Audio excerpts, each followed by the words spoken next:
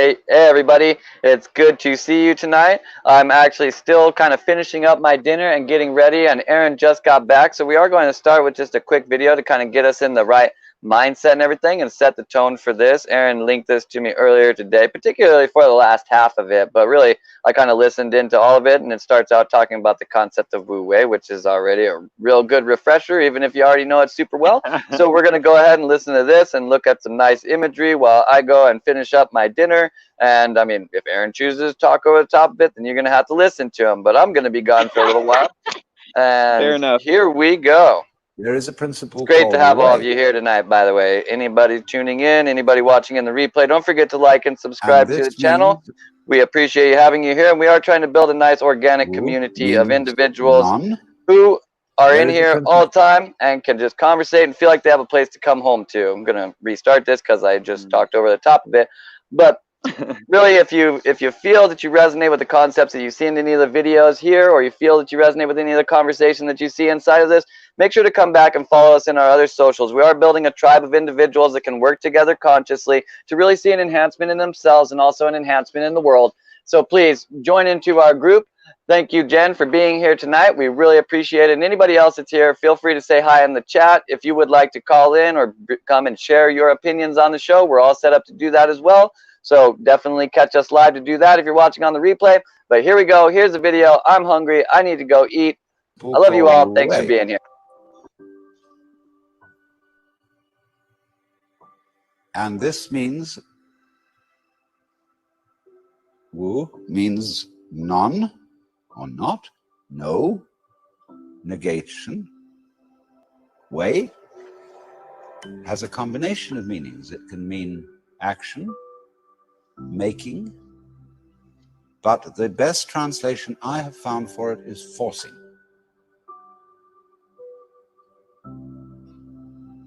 And so Wu Wei is the principle of not forcing in anything that you do. Now we know when we watch any performance of an artist, be it a dancer or an actor or a musician, we know immediately when the performance is forced. And we say it doesn't ring true, it's too artificial, it doesn't seem to be natural. Many people who study the Taoist doctrines think that Wu Wei means do nothing, in the sense of laissez-faire, be lazy, always be passive. It doesn't mean that. There is a time for action. When you study judo, you use muscle only at the right moment. When your opponent is hopelessly overextended and off balance, and you add a little muscle to it and you throw him across the room. But only then. You never use muscle at the wrong moment. For as Shakespeare knew perfectly well, there is a tide in the affairs of men which, taken at its flood, leads on to fortune. And so Wu Wei is based on knowledge of the tide, the drift of things. Get with it. Wu Wei is the art of sailing rather than the art of rowing. So, if you say now, one of the most famous sayings of in the Lao Tzu book is superior virtue has no intention to be virtuous, and thus is virtue. Inferior virtue cannot let go of virtuosity, and thus is not virtue. So one could also say, the real Wu Wei is not intentionally Wu Wei, and so is Wu Wei. But inferior Wu Wei so tries to be Wu Wei that it isn't. In other words, this is saying Wu Wei is not a matter of cultivated passivity or even of cultivated spontaneity. Because there are people who think that they are released, that they have realized that they are the Tao, as all of us in fact are, or that you are, to put it into Vedanta terms, every one of us is the Brahman, the eternal self of the universe, beyond all description or classification or thought. And say, okay, baby, I'm that. Now I'm going to have a ball. Well, what kind of a ball do they have? Well, what they do is they look up the rules on which society runs and do the opposite. Well, that's still running by the rules of society. And it's the mirror image in reverse. That's not spontaneity. You have to be able to realize that you don't know what you really want to do until you are very quiet. And it tells you. So, to quote Jesus, unless you become again as a child, you cannot enter the kingdom of heaven. And if you read the Bible, incidentally, which is a very dangerous book, because I'm going to be demonstrating in Playboy this December, but understand heaven in a very literal sense, space. See, we are in heaven now because the earth is a spaceship and heaven is space. What is called in Chinese gung, Japanese gu, the void. That's what is important. That most of us don't know this. Even Shakespeare has one of his characters saying, "Oh, that this all too solid flesh would melt." But do you know you are much more space than you are anything else? If the ponderable, I won't say matter, the ponderable whatever in your bodies were condensed and all put together, it would be smaller than the point of a pin. And anyway, somebody once said, even a bishop is 80% water.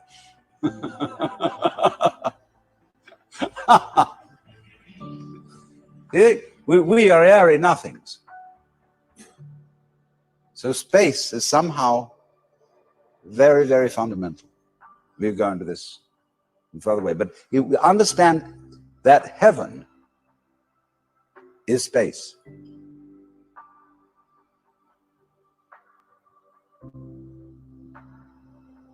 And all those references in those nursery rhymes that we learned as children, which were the hymns about heaven. Always we're talking about thrones and crowns and harps and streets of glass.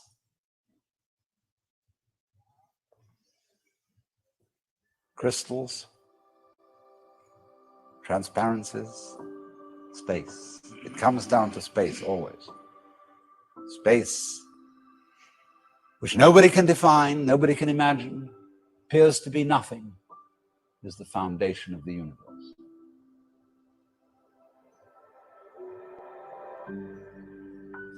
But you have to become again as a child to see that. Now you know, go back to your childhood. What were the fascinating things? What's out there? What's beyond the stars? How long does it go on? And Mama said, it goes on always and always and always. The child wonders. He's excited. That this is something that never ends. Then the child asks about time. How long ago is long ago? Well, the Bible says that in the beginning God created the heaven and the earth. Well, what did God do before he did that? Well, as one person said, he sat up thinking punishments in hell for people who ask silly questions. But still, that is only a joke. And the child thinks of God going back and back and back forever. Never beginning. So in the same way you think about death. go to sleep and never wake up. Never.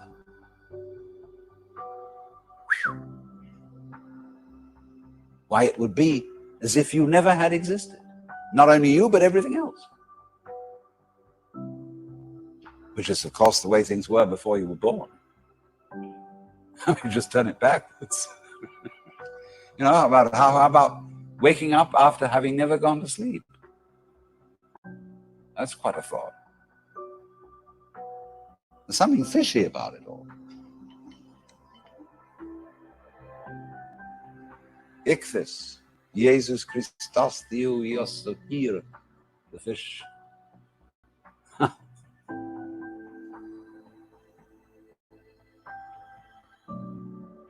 So we get a funny feeling when we think those questions really through. Very funny feeling. And children, you see, love to get into that funny feeling. Children do all kinds of weird things. They like to spin around as fast as possible. So they watch suddenly the whole ground goes tilting. They do this thing with their eyes. And they go,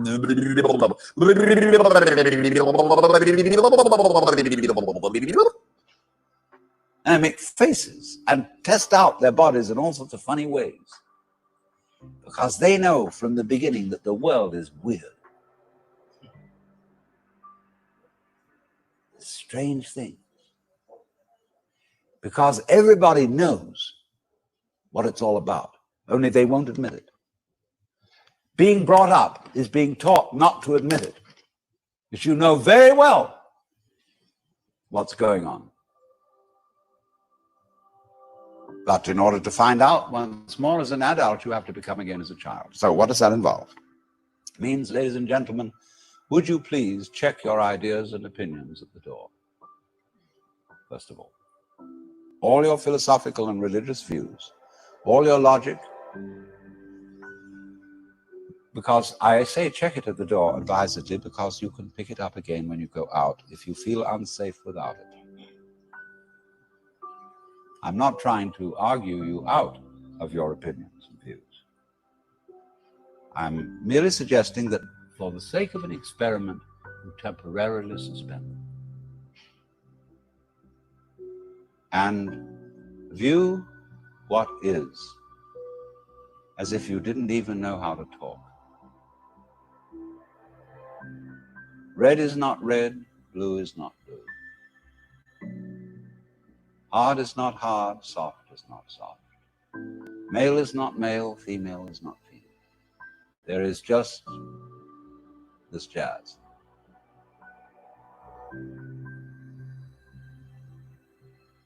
It will not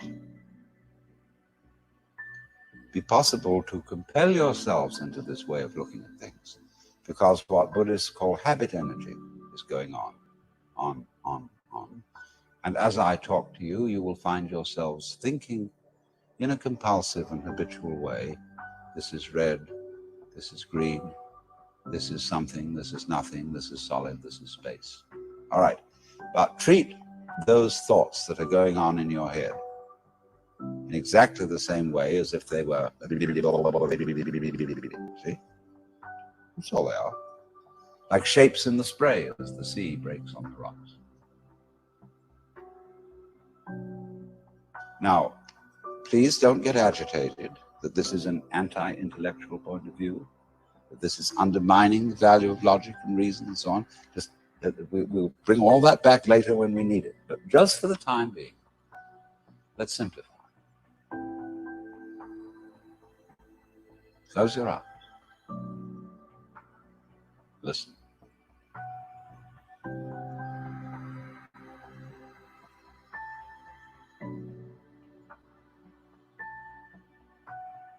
What is? What do you really and truly, honestly, hear? Don't name it. Just as if it were music. Classical music.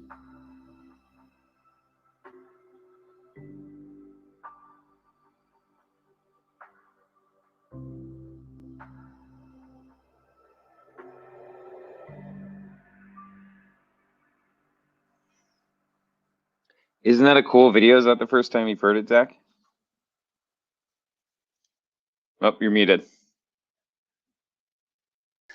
I have not heard specifically that one before. I've listened to so much Alan Watts over time that it's like, yeah, I know. You know, when you listen to a whole lot of one person and it starts really like getting hard to tell like what they said, when they said it, or where you've heard it before, or anything like that.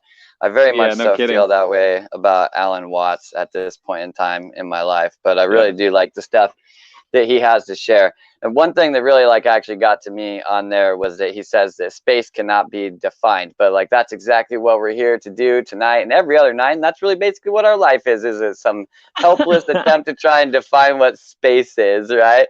Like we don't really actually know what it is, but the best we can possibly do, I think it's good to try, at least. there's so many things inside of that. I mean, so many statements he makes that are just like awesome paradigms or frameworks to visualize our own internal perceptions, like the childlike thing, and leave your belief systems at the door.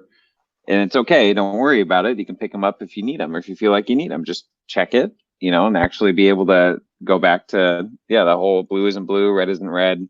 It's beautiful. And the way they do the music, I mean, whoever created that, on the channel, I think I forgot the name of the channel, but they're just mixing the music and a chunk of Alan Watts together. Right? Beautiful. What a great way. And then the video too, even when we went with it, what a great way to do a meditation, you know? Yeah. Yeah, I kind of like the active meditation of that.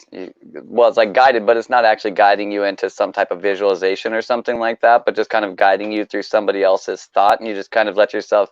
It's kind of like watching a movie, but you just sit there and allow them to kind of like take over your brain wavelength and walk you through their thought process. Alan Watts does that really good. Like I feel that I could see someone having kind of the claim with him that he doesn't like stick to one point, and it's just this constant wander in a certain way. Sure, but I think there's also like a lot of beauty in that. I don't think like one well, he's talking about how like, you know, it's what is, right? Like there's both the aimless wandering and the very aimed procedural generation of something, and there's really definitely beauties inside of both of them. Yeah, for sure. And I think, I think you and I do the same thing, just in our own ways and at a faster rate. Alan Watts is pretty, I mean, like, I feel like I could do an Alan Watts type thing if I knew that's what I was doing. And I've done that at times in the right moment. You know, you get in those flow states of just, or I feel like of like narration or storytelling. Sure. For me, Alan Watts was definitely not the best at it. Like he had the spiritual thing, and he stuck very much so to the spiritual. But if we're going strictly based off of like wandering storyteller, Terence McKenna was the best of all time, in my personal opinion. His wandering storytelling, like the jokes that he has inside of them, are they might be the greatest jokes in existence, in my personal opinion. They're so abstract and weird. I love listening to McKenna, honestly. Cool. It's funny because McKenna's one that I hadn't taken a ton in. I've taken, I don't know, probably 10, 15 hours of McKenna in, I think. But it wasn't until just here and there, not till later. But I've loved everything I've heard. I resonate with everything you're saying. Let me see if I can find this. Here we go. Right here, we'll play. It's a very, very quick YouTube clip of Terence McKenna that has to do with exactly what you were just saying. Awesome. This is Terence McKenna's advice on that. I love this video of this guy. Like, this is so him, really. But cool. Just one second. I'm being nice and slow here because I'm forgetting what I'm doing. I had to bring it up and everything, but here we go. It's very short. It's 4 seconds, so this is almost not worth it. But this is just so funny, man. Take it easy, dude. But take it. but take it easy, dude, but take it. And that's just like an old school YouTube, or I mean, when's that from? He's just in his car, somebody shot a clip in like, what, 95? Is that like a VHS tape or something? Oh yeah, it's back there a ways, man. He is such a funny dude. Oh man.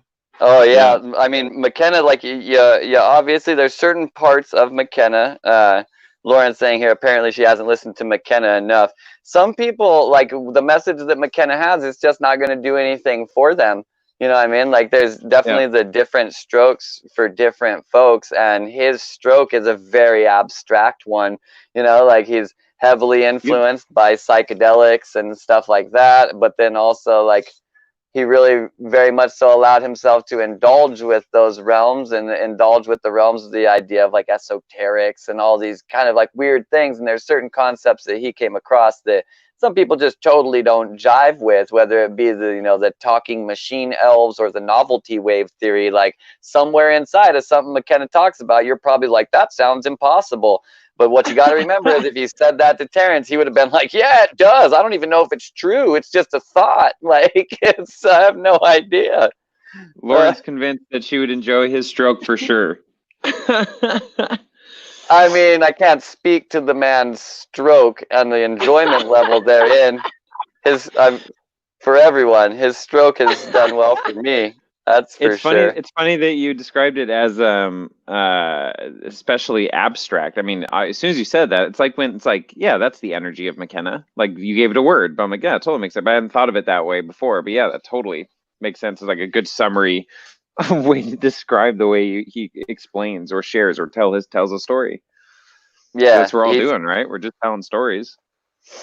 Yeah, I mean, and speaking of painting, and to bring back the image from last night, you know, this is one thing that I think is really good about McKenna, is that he just like wandered with thoughts all the time, and it really didn't matter whether the thought was actually true. It's just more about looking at it, because there are no mistakes, only happy accidents. Even if you're walking around in your mind, you can't get to the wrong place, and there's not like, it doesn't really matter whether it exists. It matters whether you can learn something from it. And what an interesting framework to take on, that even in your mind, there's no mistakes, and really allowing yourself to be the objective observer, you know, or whatever, sacred neutral of anything and everything you might even consider in your mind. Sure. You know? Yeah. I mean, it's nice when, when's the last time, or just when's a recent time, I guess, or it could have been years ago, whatever, when you had an epiphany moment thought, like a novel thought or something like that, that just blew your mind, or something, either new information. I literally had one just literally like 30 minutes ago, in the funniest way, really. So, okay, so like I broke my foot a little while ago, and Jen, whose comments on the screen, I live with her, and she's been helping me out a bunch with like going to get food and stuff like that. And before the stream was coming up, I just like kind of I went autonomously to her, just went like, hey Jen, I need something to drink. And my friend Joe, who lives with me, was there, and he goes, Mom, I need something to drink. And I was like, oh my gosh, dude, I'm totally like just leaning on her to do stuff for me. And right away I was like, never mind, I'm driving myself to the store. Like, there's no way I'm letting you go for me. Like, oh my gosh. Because I just had this epiphany that was like, wow, due to the fact that I had hurt my foot, and because she was so willing to help me out with these things, I had kind of allowed myself to fall into this place where I was allowing myself to be like taken care of. And while I think that's very nice of her and everything, I can go get my own drinks, I can go get my own food, I'm very capable for all of this. And I didn't realize that I was just like, oh, I kind of let myself do this. My foot's good enough, I can do it now. It's not perfect yet. I could lean into it if I wanted to, but like I do want to take care of myself. And I really had no idea I was doing it. But since he did the Mom, this thing, and then so I came back to this, and I'm like, actually, like I'm gonna drive myself and stuff. But like then like I was gonna take her car, because my car's like parked behind a gate that's locked and all this stuff. And so I like went back in the house to get the keys, and then I came back out, and I was like, Mom, where's your keys? I need to go to the store to get something to drink. And then they started laughing, and I'm like, I grew up, guys. I told you I was doing the inner work. I'm a teenager now. Right on, man. That's fun. It's fun when you get into those like in the moment games of language and archetypes, kind of, right? I mean, you're allowing yourself to embody, and also making fun of the fact that you were embodying an archetype that was below your maturity level, potentially, or whatever you would call it, you know, different, and putting a burden on someone potentially. Apparently it wasn't below my maturity level, you know. I was literally doing it earlier today. Up until you knew, or until you're aware, and they're like, uh-oh, dissonance. Oh man. So to not get too far off the McKenna thing, since this question is there, the McKenna novelty wave theory, which is really, really very interesting, because it's kind of McKenna's way of basically explaining synchronicity. But he actually felt that he had found a mathematical equation, and actually a really good mathematician looked into this, and they created actually a procedural equation that can generate these waves that they have mapped towards a lot of things, and like there's a certain. Is that Dan Winter stuff? Is it No, different? It's different, completely different, like from before that. Basically, everybody abandoned novelty wave entirely. But really what he was trying to do was so he has a statement that was like Rome falls 6 times an hour, right? And what he had basically done is he had like mapped a waveform, the novelty wave, through reality. And he believed that really the driving force behind reality was that it was seeking novelty. And this was kind of the novelty carrier wave that was going on. But since this was a wave, it was always like it was carrying the same epidemiology or patterns in between it. And so the same time where like if you were to put a penultimate moment on the fall of Rome, that penultimate moment was there, that same space in reality is always a very penultimate moment. It just changes the way that it looks. And novelty wave was his attempt of basically mathematically mapping this wave to provide some type of divination projection either into the future or into the past. Lines up actually really good with the past. And the question comes, are we actually operating it abstractly enough in order to use it projecting into the future? You know what I mean? Like, we don't really know. We've kind of lost track of it now because the way that, so I don't even remember the exact way that the math goes, but there's some reason to it that at least the thing that's ran, like the calculator that's online, that's easy to get, that has it all mapped out and everything, like it only went to like 2012 or 13 or 14 or something like that. Yeah. So it doesn't work anymore. You know what I mean? But it was just because like you have to like project it out for the time and run the equation for the year to see how it's carried and stuff. And it wasn't projected farther than that. The website didn't get handled anymore, these kinds of things. But it's really weird, the things that have mapped on there. Like, I can't personally go into them very complexly. We would need to watch Terrence actually like talk about it. But he has a whole bunch of tapes. There used to be a place called Esalen that was like a kind of a spiritual retreat center kind of up by San Francisco, I think. I don't really know where it is. Actually, I think it's still there. I don't really know where it is. Somewhere in California, kind of central, I'm pretty sure. And nevertheless, he used to like teach classes up there. And he had several different classes where he taught just completely about novelty wave. And Esalen, somewhere floating around the internet, is recordings of all of these things. There's actually a huge project between a ton of people that they have like every single Terrence McKenna recording that's ever hit the internet in any capacity, and even some ones that didn't hit the internet that they like ripped from tapes and stuff like that. And they're in the process, and it's a long process, of transcribing all of those to words to make like a searchable database. But this guy has like so much material, like that what's on YouTube is nowhere near to what he has, because there's just tons and tons and tons of audio recordings of him. So that's so funny. Yeah, that's wow, that's fascinating. Right on, man. Hold on. So I was following you the whole time, but it was putting new words to paradigms either I haven't thought about before, or I thought about in a totally different way, or all the above. Anyway, so as you like would hit, there'd be spots you'd hit in that conversation, and it'd be like hitting where it opened up again. So there's more of me I could see, and everything else made sense that you'd said so far, and I could kind of see where you're going, and then it's like down another trail again, like little wormholes right through your articulation. I guess following the energy, but just trying to articulate that as I was following what you're saying. So so the novelty wave. So you said a word in there. It was like PT. Started PT. Put something talking about the wave, an aspect of the wave. Epidemiology. Nope. What's the wave do? Is it continue? Yeah, the epidemiology. But you said like I don't know if it's like the peak or the valley or the I don't know. I was trying to write it down, but I got other things. What happened at? If you don't remember, it's fine. I'll look back, go back and look it up. What happens? Rome falls 6 times an hour. What was that? How'd that correlate? Basically, it's like the same shape of the waveform at the time of the fall of Rome. You can project that forward with a pattern, and you find that same shape of the waveform. And when that same shape of this waveform comes about in that time, it's basically predicted that something would happen. I'm remembering now because I'm like looking at some graphs of it, that because of some date that's set in the beginning, much like the Mayan calendar, it has like some fall off where the wave goes to 0. And that was the way that he had set up in the first place, led to, I think, 12/21/2012. So it was like aligned with the Mayan calendar fall off. Yeah. But really, we should be drawing a real like question, I think, in a certain way, to why are there so many of these weird different calendars that were like supposed to fall off at the same time? And there's a whole, and then like at the same time, even if you just want to go like astronomically. That was the same time that we came through the accretion disk of the Milky Way. Like, is that, what is the galactic equator, basically? Yep. We rose through the galactic equator, like, basically right at that same time. We were in the midst of doing that.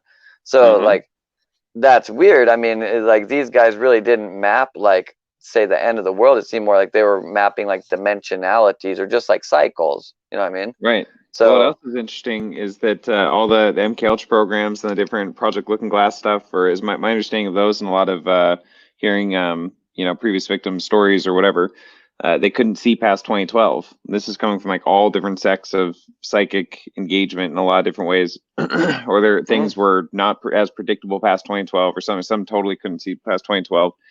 And I don't know if that's a really specific number, and I get astronomy's very specific for sure. But so I don't know if that's the date, but I know it seems to me in that time frame what you're saying. So us passing through the central accretion disk, and we talked, I think, last time or one of a few times about the James Earl Jones narrated some documentary, Discovery Channel, or I don't know, whatever, and like in the early 2000s or 90s about us being a binary star system most likely, and 70% of the stars are in galaxy. And we talked about us being connected to Sirius and the 26,000-year Yuga cycle where they come back near each other and go away again.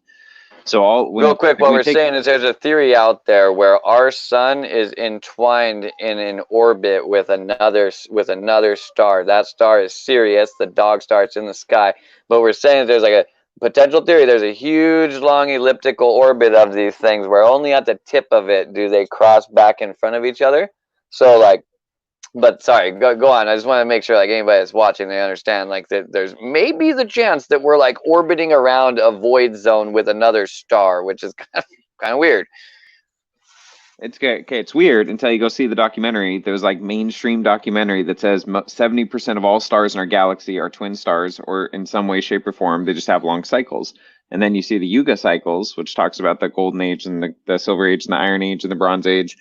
And you see that laid out over 26,000-year cycles, and you can see how it can also line up with the suns, whether they're really close together. Then that's the golden ages. There's more light turning on your DNA in some way, more access to more cosmic energy, maybe within our actual vessel that we reside in, and then we go through the different numbers of chromosomes, and just there's a lot of things. There's a lot that happens in those cycles. So I'm trying to summarize it all, because obviously we could probably spend, if we want to get intentional and go through, like, do a whole thing on that to really lay that out. But I think all that to say, I think all the cycles have culminated in this cycle. And Spirit Science, who does those cartoon videos, does an excellent job. Cool. Yeah, I forgot which one, but he goes through the cycles and sine waves, and he shows all the the Fibonacci cycles and stuff over time, and all the different 144,000 years, 72,000 year cycle, the million year cycles, the all the Mayan waves, like everything once it comes to this point, that it's like new beginnings. Sure. Something it's never been before. The novelty of the universe is the moment we're in now, and it's why we incarnated. The front of the roller coaster, man. Yeah, the interesting thing directly inside of the Mayan part is that, like, while that was the end of their calendar, they have other ways of mapping time that didn't put that as the end. Like, for instance, the shape of their pyramids can be overlaid on these as well. And really, that actually ends up happening on December 21st, right? Like, towards the tail end of what would be known as the 8th wave, and they have a whole story, or whatever you want to call it, about this god that keeps coming back, but he comes back with different amounts of armor on, which is indicative of the first wave, the second wave, the third wave, the fourth wave, so on, right? And there's 9 waves of this. Is why they use 9 tiered pyramids.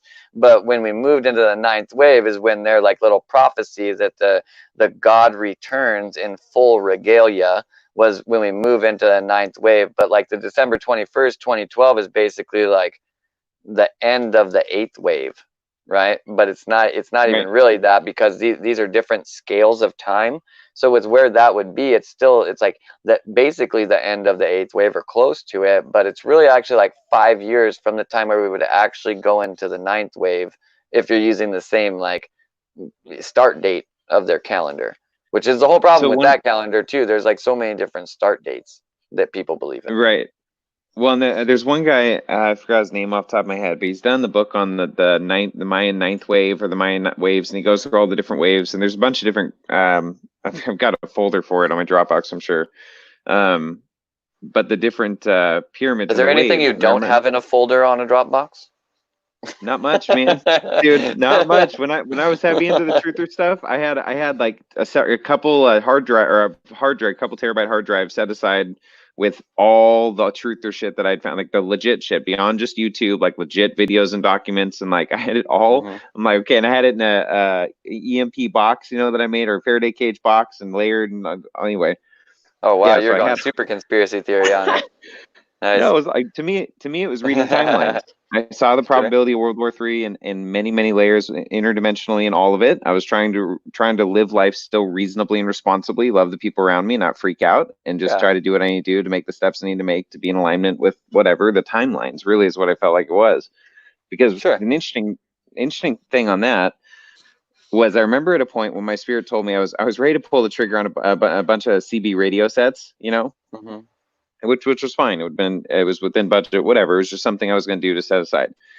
And I remember just my soul or my being just nudging me to not do that. And when I would tune into that, it was, you're going to be able to communicate, teleport, like telepathy, all that. That's going to be happening. That's the times we're going into. You can use it, it's fine, but you're not going to need that old technology eventually. You know, if you want to look at like where we're at right now, we're not in World War III. We're using our phones and our, you know, or whatever, just to connect on and do this right now. And then I do think the other stuff is coming also, but this is a great step. I'm happy with it. Based off the things with like that you were seeing with World War III, like, have you would you say that you like watched your journey where like that same kind of thing happened, but maybe not in just like the way that you were perceiving it at a different time? Where there's, because I mean, World War III, like, I think when people thought about this, they thought about it as kind of a cataclysmic event. Right. Well, so, I mean, just applying the symbols and imagery and metaphor to, you know, a new world has come, or World War III happened inside of me, and my own ego and psyche and all that stuff, because I would agree. Sure.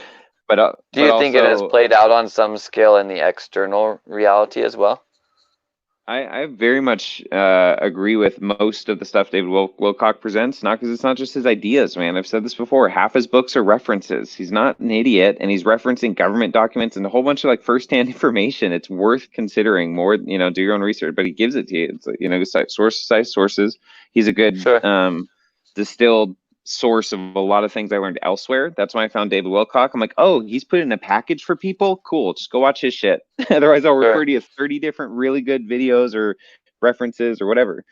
You know, so I always think it's funny when people are kind of like that someone's like a disclosure shill, right? Because there's like this interesting, there's like an old saying that like there's no advice, basically like that advice is never bad, or no one's ever stupid. There's no stupid advice. There's only people that are stupid that take advice that's bad. You know what I mean? Yeah, like totally. Giving advice does not make you do something in your life. Telling you that something exists does not make you believe in it. And if it does, like, you're probably in a lot of trouble in a lot of different ways, you know? So you always got to use that discernment on whatever anybody brings, and anybody can be wrong. You know what I mean? Like, maybe everything you've seen pointed to that, but you're lacking some critical piece of data or something. So it's weird, like the disclosure shill. Like, how can you be a shill while you're basically pointing people down paths? You know what I mean? I think the same thing about the Q movement. Like, I don't know if the Q movement is a psyop or not, but regardless, like, you can't really just like tell a bunch of people like, think about this, think about this, think about these things, think about these things, without that like going bad. Like, they're gonna think about those things. Everything that's in there. And everything that's in there, if you don't soundbite it like a Jordan Peterson interview, if you watch the whole thing, if you really look through the Q stuff or go to good people, break down the Q stuff, dude, they're exactly right on. All the pedophile stuff, all the stuff they're exposing, they are doing it behind the scenes. Like, the stuff is happening. I'd like to see more people getting busted. You know what I mean? No doubt. Certain things have supposedly happened. Indictments. I mean, I followed that sealed indictment. Well, but so here's the thing, though. I followed that from several independent sources and things, and looked into that. It was real. It was a real thing. I think on average, the U.S. takes in 1,500 sealed indictments a year, or creates them, and they were that over 2018. They had nearly or almost 100,000. So just because they didn't get arrested necessarily, what I think, in part, think about this potentially on a higher level, hypothetically. Look, these are my beliefs, man. I could be wrong. These are my speculations. It's our show. We're speculating. So I'm going to try to not preface as much and just vomit out my perspectives and opinions, and we can get conversation and dynamics going And I speed off a lot of information too. So if you guys know I said something inaccurately or off, or could elaborate on something I touch on or whatever, awesome. I know those corrections are great, or resources or references or whatever, awesome. Thank you for joining us for Aaron's TED Talk, where he releases his insecurities about having an opinion. Yep. He's got an awesome co-host that can point it out perfectly. So what was your opinion, though, now that we fluffed around it so much? Thank you. That's laying all that context. Thanks, Dad. All right. Thanks, Dad. Mom! Mom, I need some drink. Dad, get some drink. Jen lives with you. Yeah, that's funny. She's in the chat too. Okay, so I think using those as leverage, right? Trump's an incredible business person. You know, I think some of the clown persona is one, you know, he doesn't give a fuck. Two, he knows he's a clown. He knows that he gets shit done behind the scenes. He knows that people take sound bites, and he just uses that to his advantage. He's probably been doing it his whole life. Right? Like, whatever, man. So do you think that we should like believe that there's some government group that's going to save all of the little people? Because that Q kind of postulates that, right? It kind of postulates like trust the plan. Trust us that like I mean, me personally, I'll go right out there and say like I don't trust a single motherfucker that says, "Hey man, trust me." No doubt. If you say that, there's no reason, there's no way you would be telling me that, right? It's like when someone says to you, you know, honestly speaking, blah, blah, blah. It's like, why do we need to be honest? Aren't you always honestly speaking? Like, why did you say right now, honestly speaking? Are you normally lying speaking? So you're differentiating now or what? You know what I mean? So, like, I don't buy into the trust the plan shit. And I very much so come from a place where, like, you know, we was about that conspiracy. We had a lot of I had a lot of tinfoil hats before I ever had any like baseball hats or anything, basically. You know what I mean? And so like, you know, I think I feel like it's a savior complex in a certain way. No, I agree. So this is true in any paradigm, right? It's not. So they say trust the plan. I don't care about that. I trust their, like you said, I see the facts that they're presenting. I see the open doors of research they're giving to people to look into their own. I don't care. I don't know what the plan is. How could I even trust it? I'm not trusting them and their plan. Like, no. Oh, you're not allowed to have an opinion on Q then. Because you don't trust the plan.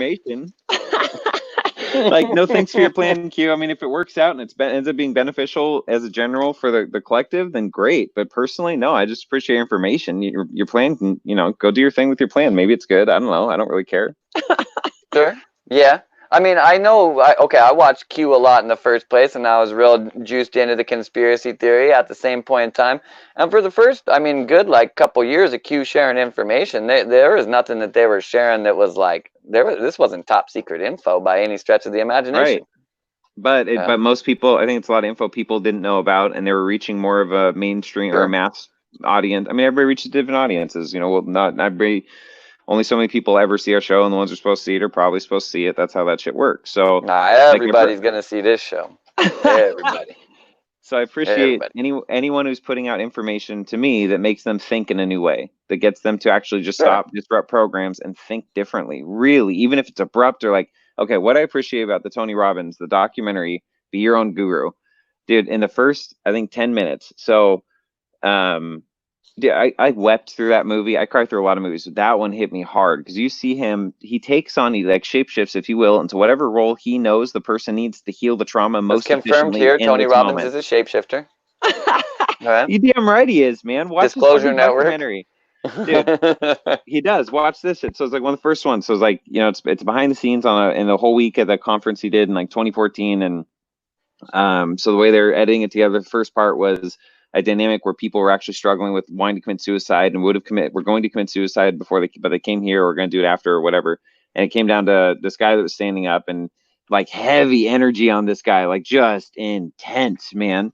And so he's standing up there, and it's not just him being nervous. It's because he's serious, right? He wants help. He literally is dealing with whatever he's dealing with at that deep a level. And now it's like, you know, him and this giant of a man. And he's wearing, I don't know, t-shirts, some shorts, and like some bright red shoes. You kind of see that from the far, whatever. And so Tony's talking to him, and he asked him, he said, you know, why do you want to kill yourself? And the guy's just kind of breathing heavily and doesn't have an answer or whatever. And he goes, is it your shoes? and it like disrupts his nervous system, right? The guy's like, what the, you know, and he goes, because they're fucking red. Right? And the guy kind of cracks a smile. Then he puts his hand on his face and, oh, there's a smile. And he just starts like, but he did whatever he needed to do in the moment to disrupt all that energy and that intensity and that, you know? Yeah. He did it in a beautiful way, commanded the energy Maybe like and a the pattern dynamic. interrupt. Beautiful. Like whatever it is, that so whatever interrupts someone's patterns or daily thinking to think differently, that's epigenetic expression that literally increases your life. Sure. You think we can do that on another level in some way, like a deeper level, whether it be like, you know, well, so like a pattern interrupt in that case, you know, it gets him to change his psychology in one moment.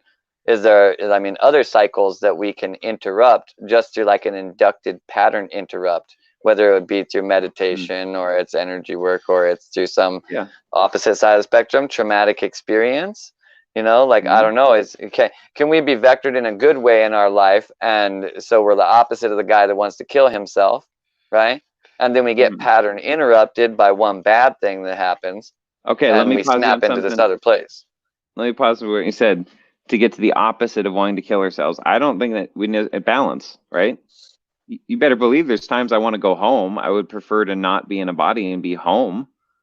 I don't think that's an uncommon experience, and some of those are, but it's like, how do you hold that balance with like, I don't feel that way now, you know, but there are times it's not just a passing feeling. It's like, it's heavy, you know, and it's a lot. It's do you really appreciate being alive? Like, do you really actually, do you like being alive? Very much.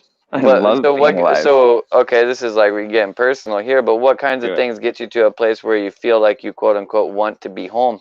You know, like, what if you like being here in a body, why do you sometimes not want to? Like, I used to do that. Yeah, totally. But like, I literally spend 0.0% of my time at this point in time being like, oh man, I wish I was like in my supernatural experience or something like that. Like, I love life. Like, this thing is so weird. Like, it's amazing. You know what I mean? I don't exactly, like, that just happened. Why'd that just happen, right? Like, that's not like, I don't care to be in the other place. Like, I'm totally fine with what I am right here, and I really feel that I have gotten present on that. As part of the reason why, like, you had already in a certain way that form of presence with that, but not the same one. When you like ask the question of like, what do you think happens after we die? And like, I literally just don't care. But like, I don't really spend an awful lot of time thinking about it. I'm so focused on like, I like this experience. This experience is part of that, is that at some point in time it's going to end and I'm going to go on to a new thing. And I know that's going to be new. And I'm like, I prepare myself to be like in that moment, the person that I want to be in that moment, and ready to like project myself purposefully. But like, other than that, like, I don't really spend any time thinking about like that opposite side of the fine line, right? Like, there's like, I died right here. I think of everything going through my life all the way up to that I died point, and it can be whatever right there after that. I spend no time thinking about like even a microsecond after I died. I want to just get to that moment in that moment, well, functionally speaking, my own symbols. Like, I want my heart to weigh nothing. As long as my heart weighs nothing, like, I'm in the right position. This is all a machine to me, though. The way I think in my mind, like, my whole life is me getting ready to die properly. Like, that's what I'm doing. I'm not interested in a moment beyond it, because I need laser fucking focus on doing it right. Let me ask you this. You know what I mean? Hold on, let me ask you this. Do you think if you died right now, you would have died properly? Or tonight when you go to sleep, you just don't wake up, whatever. Do you feel like there's something you haven't fulfilled, you haven't completed in yourself, in learning something? Do I feel like I haven't? If I died right now, would I be able to die with my heart being completely weightless? Yes.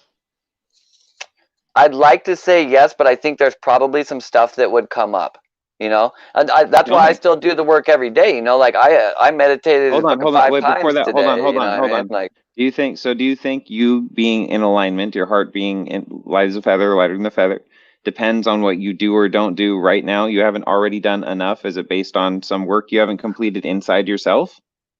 Well, that's what I'm saying. Like, it's not that I need to do the... Okay. I didn't get to answer that one yet, though. I know you didn't, but Dan, put a pin in that, and then bleed it into this one. And do you think that if you did die not with your heart light as a feather, then what would happen when you die? How would it be different than if you died with your heart not or lighter than a feather? Well, basically, I think of all this as like a scientific diagram. If you want to get to that point right there, really, the whole thing is that like if I'm not perfectly light, every insert unit of weight that I have outside of that is going to increase the variance of my purposeful projection of myself. And when I die, I'm going to purposely project myself to the highest dimensionality of myself that I can possibly conceive of, so that will be my new baseline and I can continue to work from there. But if I'm not completely weightless and completely in bliss about the fact that, like, we're here, it's time for the next experience, let's do it, I did stuff here, it was awesome, people here were cool, and now I'm going to go do another thing, right? Like, every little bit that I'm not in that gives me some variance, which could shoot me, you know, to a shallower dimension of where I could possibly reach, basically, right? So it functionally adds variance to the equation, or, you know, like, I'm trying to shoot directly this way, and it's, you know, going to take me a few degrees off, and that's not what we're looking for. We're looking for precision. Yeah. How would you differentiate that from a karmic cycle of yet things unfinished now need to still be brought into that alignment? Oh, because I'm choosing, it's completely a want. I don't have to project into that thing again. My own personal conceptualization of myself, I can hovel up into my little, basically, toroid space and just meditate in no-thingness for the rest of what you guys would call eternity, but would seem like absolutely no time whatsoever because it's an instantaneous reality. And that's really what we're doing anyways. My projection through this machine or matrix is a thing I do for fun.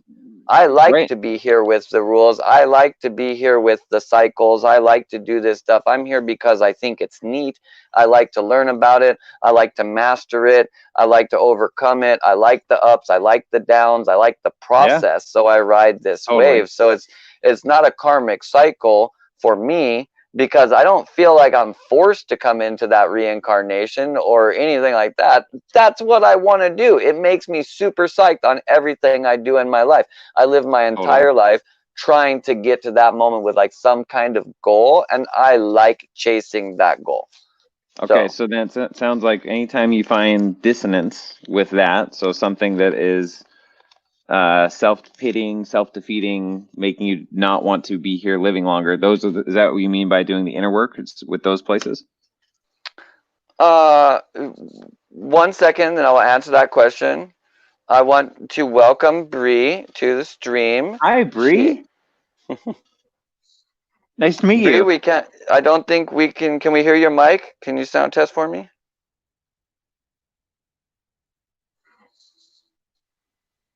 Oops, still having mic problem.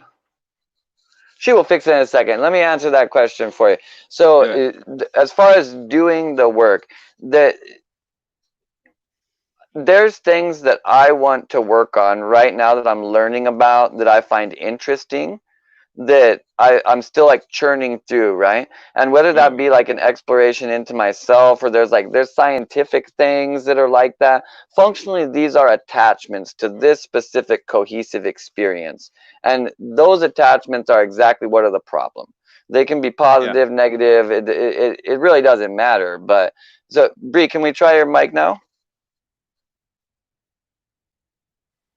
Test, test, test. I try to remove you, bring you back in. I don't know. I don't know how this stuff works. Check that she has cam mic settings on her. Should be on her little bar there since she's backstage, and then just make sure it's selected on her headphones or whatever she's using, so it's selecting the right mic. Yeah, we'll work with you, Bree. You'll get on. We got time.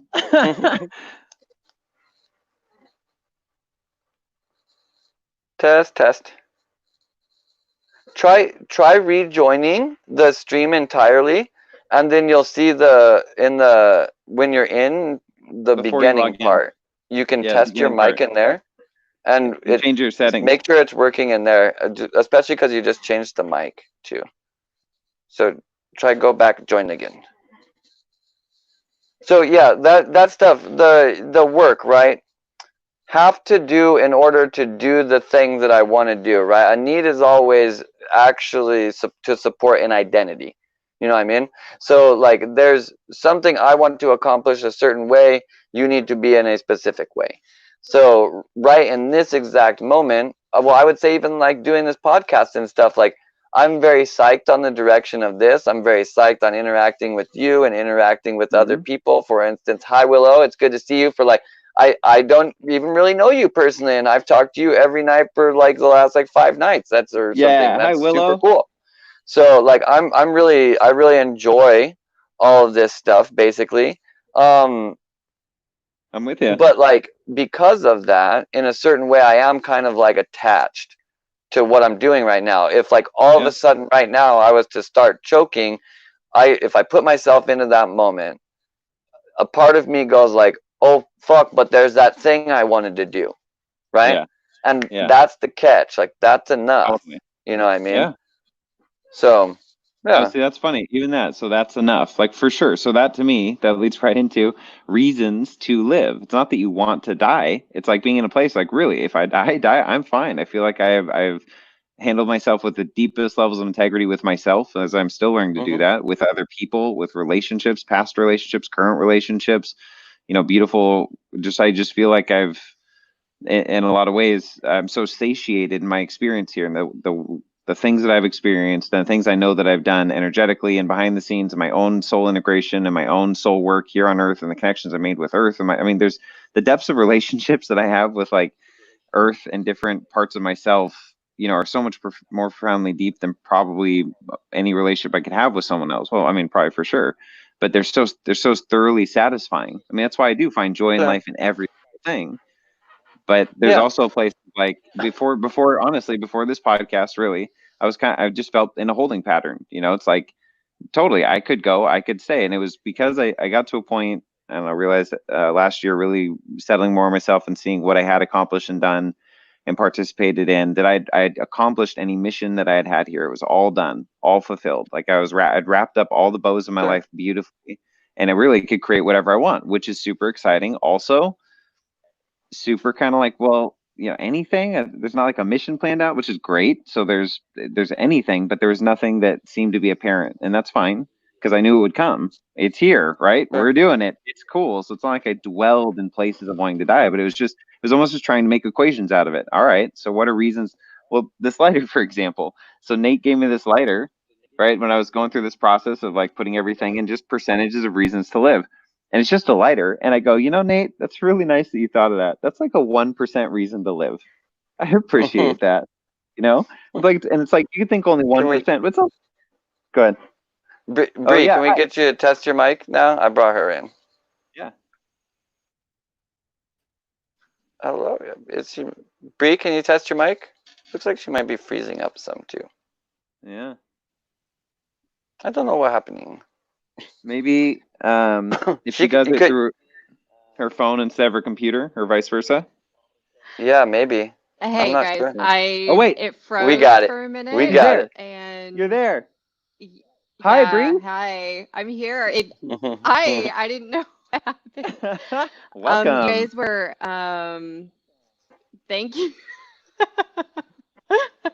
You guys were on a really awesome track where I was like, okay, I think this is where I can jump in, and then it went black. And I was like, okay, I'll just wait. Just roll, ramble, say whatever you want to say. It's all good. Yeah, I actually experienced my very first time experiencing with psychedelics was a really terrible trip for me. So much so that I had all of these visions of what was going to be coming towards me, and I had so much fear within me. I ended up projecting that into my physical 3D reality. Literally. So over a 2-year lifespan, well, technically it's 4 years, but in a 2-year lifespan, I experienced the fear and trauma that I had in that one moment, right? It was like a 4 or 5 hour trip, but it felt like I went through a lifetime. And then I paid attention to these patterns And these patterns ended up reflecting through fear, through 2 years of these terrible, like dark, low patterns that reflected in everything that I envisioned. So basically, I became a psychic. Everything became my self-fulfilling prophecy. And I was like, I knew this was going to happen because I saw it, but I tried to prevent it all from happening because of fear and ended up driving it forward. And until I experienced it and fully. And then it dawned on me, it took me about 2 years to create my own code to actually like reverse engineer the curse that I put myself in, like, the fearful patterns. Yeah. Tell us about it. What's the code? That's something that I want to share with you. Okay, so I would say that was when like my awakening kind of started happening. That was in July of 2016. Okay, and so for 2 years I experienced fear, right? And so then I was like, I'm gonna reverse engineer this with love. So if I can like draw an image, like I just imagine, this is my code, okay? So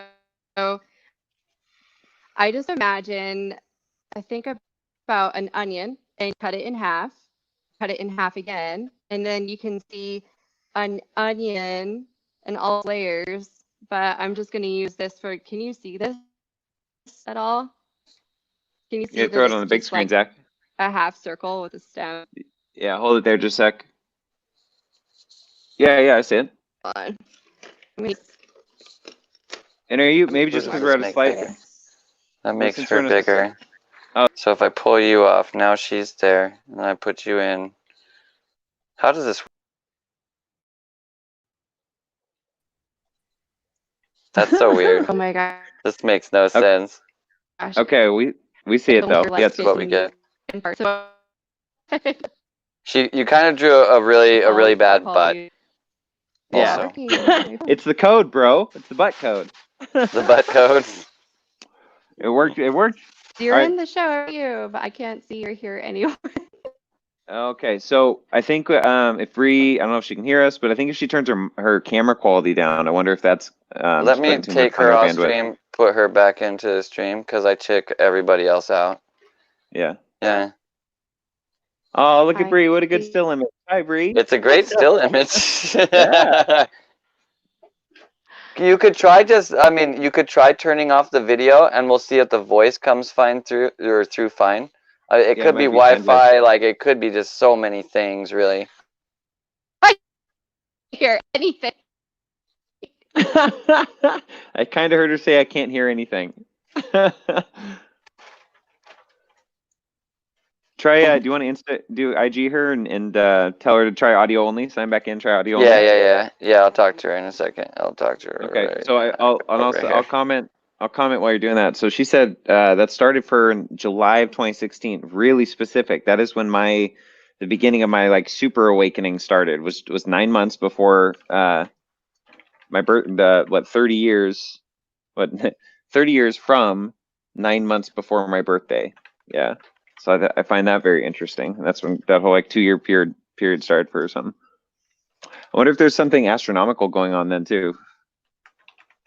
You would know. Your mom has. On when? Your mom made you put all those on hard drives. You should know it. When July 2016. I don't remember anything top of my head, but. Lauren wants to know why you don't remember the butt code. Your mother never taught you when she was having to throw stuff on hard drives? Yeah, my mom never taught me the butt code. I don't know. She was probably reserving that one for when I got older. Like, I don't know. I don't feel like I would have been able to talk about it maturely enough. You know what I mean? And I want to say we're making it lighthearted with the picture she was drawing, because obviously it's gonna get cool and whatever. We're just having fun with it. It's funny. It did look like what though? It looked like a bottom of a sine wave too. I know what she's saying though. She's saying, you took the onion, you cut it in half, right? And then you cut the half in half, and so now you got a quarter. But when you draw it, it kind of looks like a butt. Like, I get it. Yeah. Other people were thinking it. Yeah, it looks like a butt. That's funny because man, it's symbol sets, right? And it's making out. That's why I like drawing stuff down. So even if it's like your ridiculous drawing you drew out of my continuing on elaborating on virtues and all that shit. You know, it's like if it works for you, awesome. That's why I like everybody's perspective. Like, what worked for you? Like, here's something to throw out to people if you're listening or future shows. Like, what works for you when you're doing meditation or you're doing finding, you know, it's like she's talking about some stuff she went through and she found her own code. She reversed engineered her own issues in some way and found a pattern in herself. She figured that out. It's like, what works for you? Yeah. Maybe nobody's ever heard about it before. I do a lot of weird shit. Well, I mean, everybody realized every tool that you could possibly come across right now at first was some guy going like, hey guys, you know what? Sitting there really quietly has allowed me to become a better person. And they're like, shut the fuck up. And he's like, no, I just told you I shut the fuck up for 2 weeks. And I feel like a better guy now. I love you even though you said that. And they're like, no, seriously, dude, shut the fuck up. Like, that doesn't work. You're an idiot. You know, the geniuses always get called fucking idiots until they actually do their shit anyways. And everybody's like, oh, well, yeah, this cell phone thing's pretty cool. You know what I mean? Right. When Nikola Tesla said, you know, in 100 years, people will be able to talk with people on the other side of the globe with a device that they can keep in their pocket. People are like, shut the this fuck fucking guy, shut the fuck up. This fucking That's so stupid. We already can do that. You send them a letter, sir. You know, and he's like, no. I mean, instantly. They're like, I can't talk to my neighbor down the street instantly. They do Morse code, dummy. What are you talking about? Invisible Morse code? Is that what you're talking about? Another thing. And then he's like, but dude, I invented Morse code based off of this idea, basically. Like the radio wires to send it anywhere besides short range. That's me, dog. No doubt, man. They have, it's funny because that tech, okay, so this is my understanding. And I guess the only way I'll hamper my perspective is if I can't off the top of my head have you pull up an actual verified source. So it's my understanding that Trump's uncle was in the FBI, and he himself is the one who confiscated all of Tesla's materials from him in his home, and Tesla died, a drunk, sad, lonely person thing. So drunk, I don't know about that. He had one glass a night because it was good for his social, the way he was acting socially. He was a very, very procedural man. But no, definitely not drunk. No. You know, something Nate points out to me a lot because Tesla said, or just one of Tesla's quotes or something, or somebody's reading, where every time you do something, you do it procedurally. Do you walk around a building 3 times? He'd wash his hands 6 times. Everything was 3, 6, 9, right? Yeah, he was way into the 3s for sure. Well, it's interesting because it's not just one. It's a psychic tool, right? When you're intentionally, meditating for an extended period of time, you're forcing your mind, your ego to sit still. You know, even if you can't keep your mind in control, you're still forcing your body to stay still. You know, there's a lot of layers to that. But so when you walk around buildings, like in the Bible, when Joshua had them march around Jericho 7 times, then they blew their trumpets and the walls came crumbling down. It's a Bible kid song, and the walls came crumbling down, right? But it's like I would put that, to me, also understanding, like morphogenic fields and energy lines and just all that stuff, magnetic, just all that shit. So when I picture, like when I do around like the Columbia Tower, for example, in Seattle, because I go on a lot of rooftops in Seattle. I've been up there too. It's the tallest building in the city and really cool. So I was doing a lot of just my own energetic work from up there and just really connecting to things. And then, but before that, probably a year or 2 before I ever got in there, just on my own, just being happy with myself. And the way I do grid work, if you will, is just like as what comes to me in the moment, or what I see, or where I'm walking, or what comes to my mind, or what comes to my heart and joy to do to bring some kind of balance or karmic resolution to the area. And so I walked around the building 7 times, right? And I remember as I was doing, I'm like building a vortex of energy lines of my own frequency just from actually making the action to walk around the building. So so to me, it all connects to like really you create what you believe, but there's also science to this shit, man. Yeah, I mean, and that's really what it should be the weirdest thing, I think, to people about like Nikola Tesla in his late years. He was considered all eccentric and like he went crazy and shit, but the stuff that he was talking about is kind of like standard fare in certain ways for spirituality. And he said a lot of stuff that was like really not that approach. That was even, I mean, it was a little bit crazier, you know what I mean? But it's not crazy at all. Like the guy that was the master of lightning, he's known for coming into like in one of his last interviews, he ended up saying that there's more power in the dark than there will ever be in the light. You know what I mean? Yeah. Like, and when you start applying that, like modernly, spiritually, you know, it paints a weird picture on things. But if you go to the science of things with his, it's actually quite true. You know, that there really is, in a certain way, light is the process of energy being wasted just to create some kind of show that is visually appealing. It's not actually a good use of energy. It's energy being wasted. It's a discharge. You know what I mean? Totally. That's why LEDs are more efficient, because they give off less heat, more light. Sure. Yeah. Heat is just another waste of energy too, in a certain way. Right? No, it is. Unless you can use it, the recycled heat. But go ahead. Are we going to bring on Lilac? Yeah, we are going to bring her on now. Hi. Hi, Lilac. How are you? Hello, hello. It's awesome. Oh, How are you guys doing? Wonderful. It's great to have you on. Thank you. Well, I actually know how you're doing. I was tuned into this. Right. So what are you? We could have changed in an instant. You never know. If we really live in an instantaneous reality, I could be like, I might be a gazelle in the next moment. That's why I was. Wouldn't we all be happy then? I was like, did I tune into the right bandwidth? Or am I one day late? You might be one day late. She has an Arcturian sweatshirt. Nice. Oh, cool. I don't think you're late then. I think you're carrying the wave over. I'm still saturated in that energy from yesterday. I still I'm still balancing that energy. It's interesting.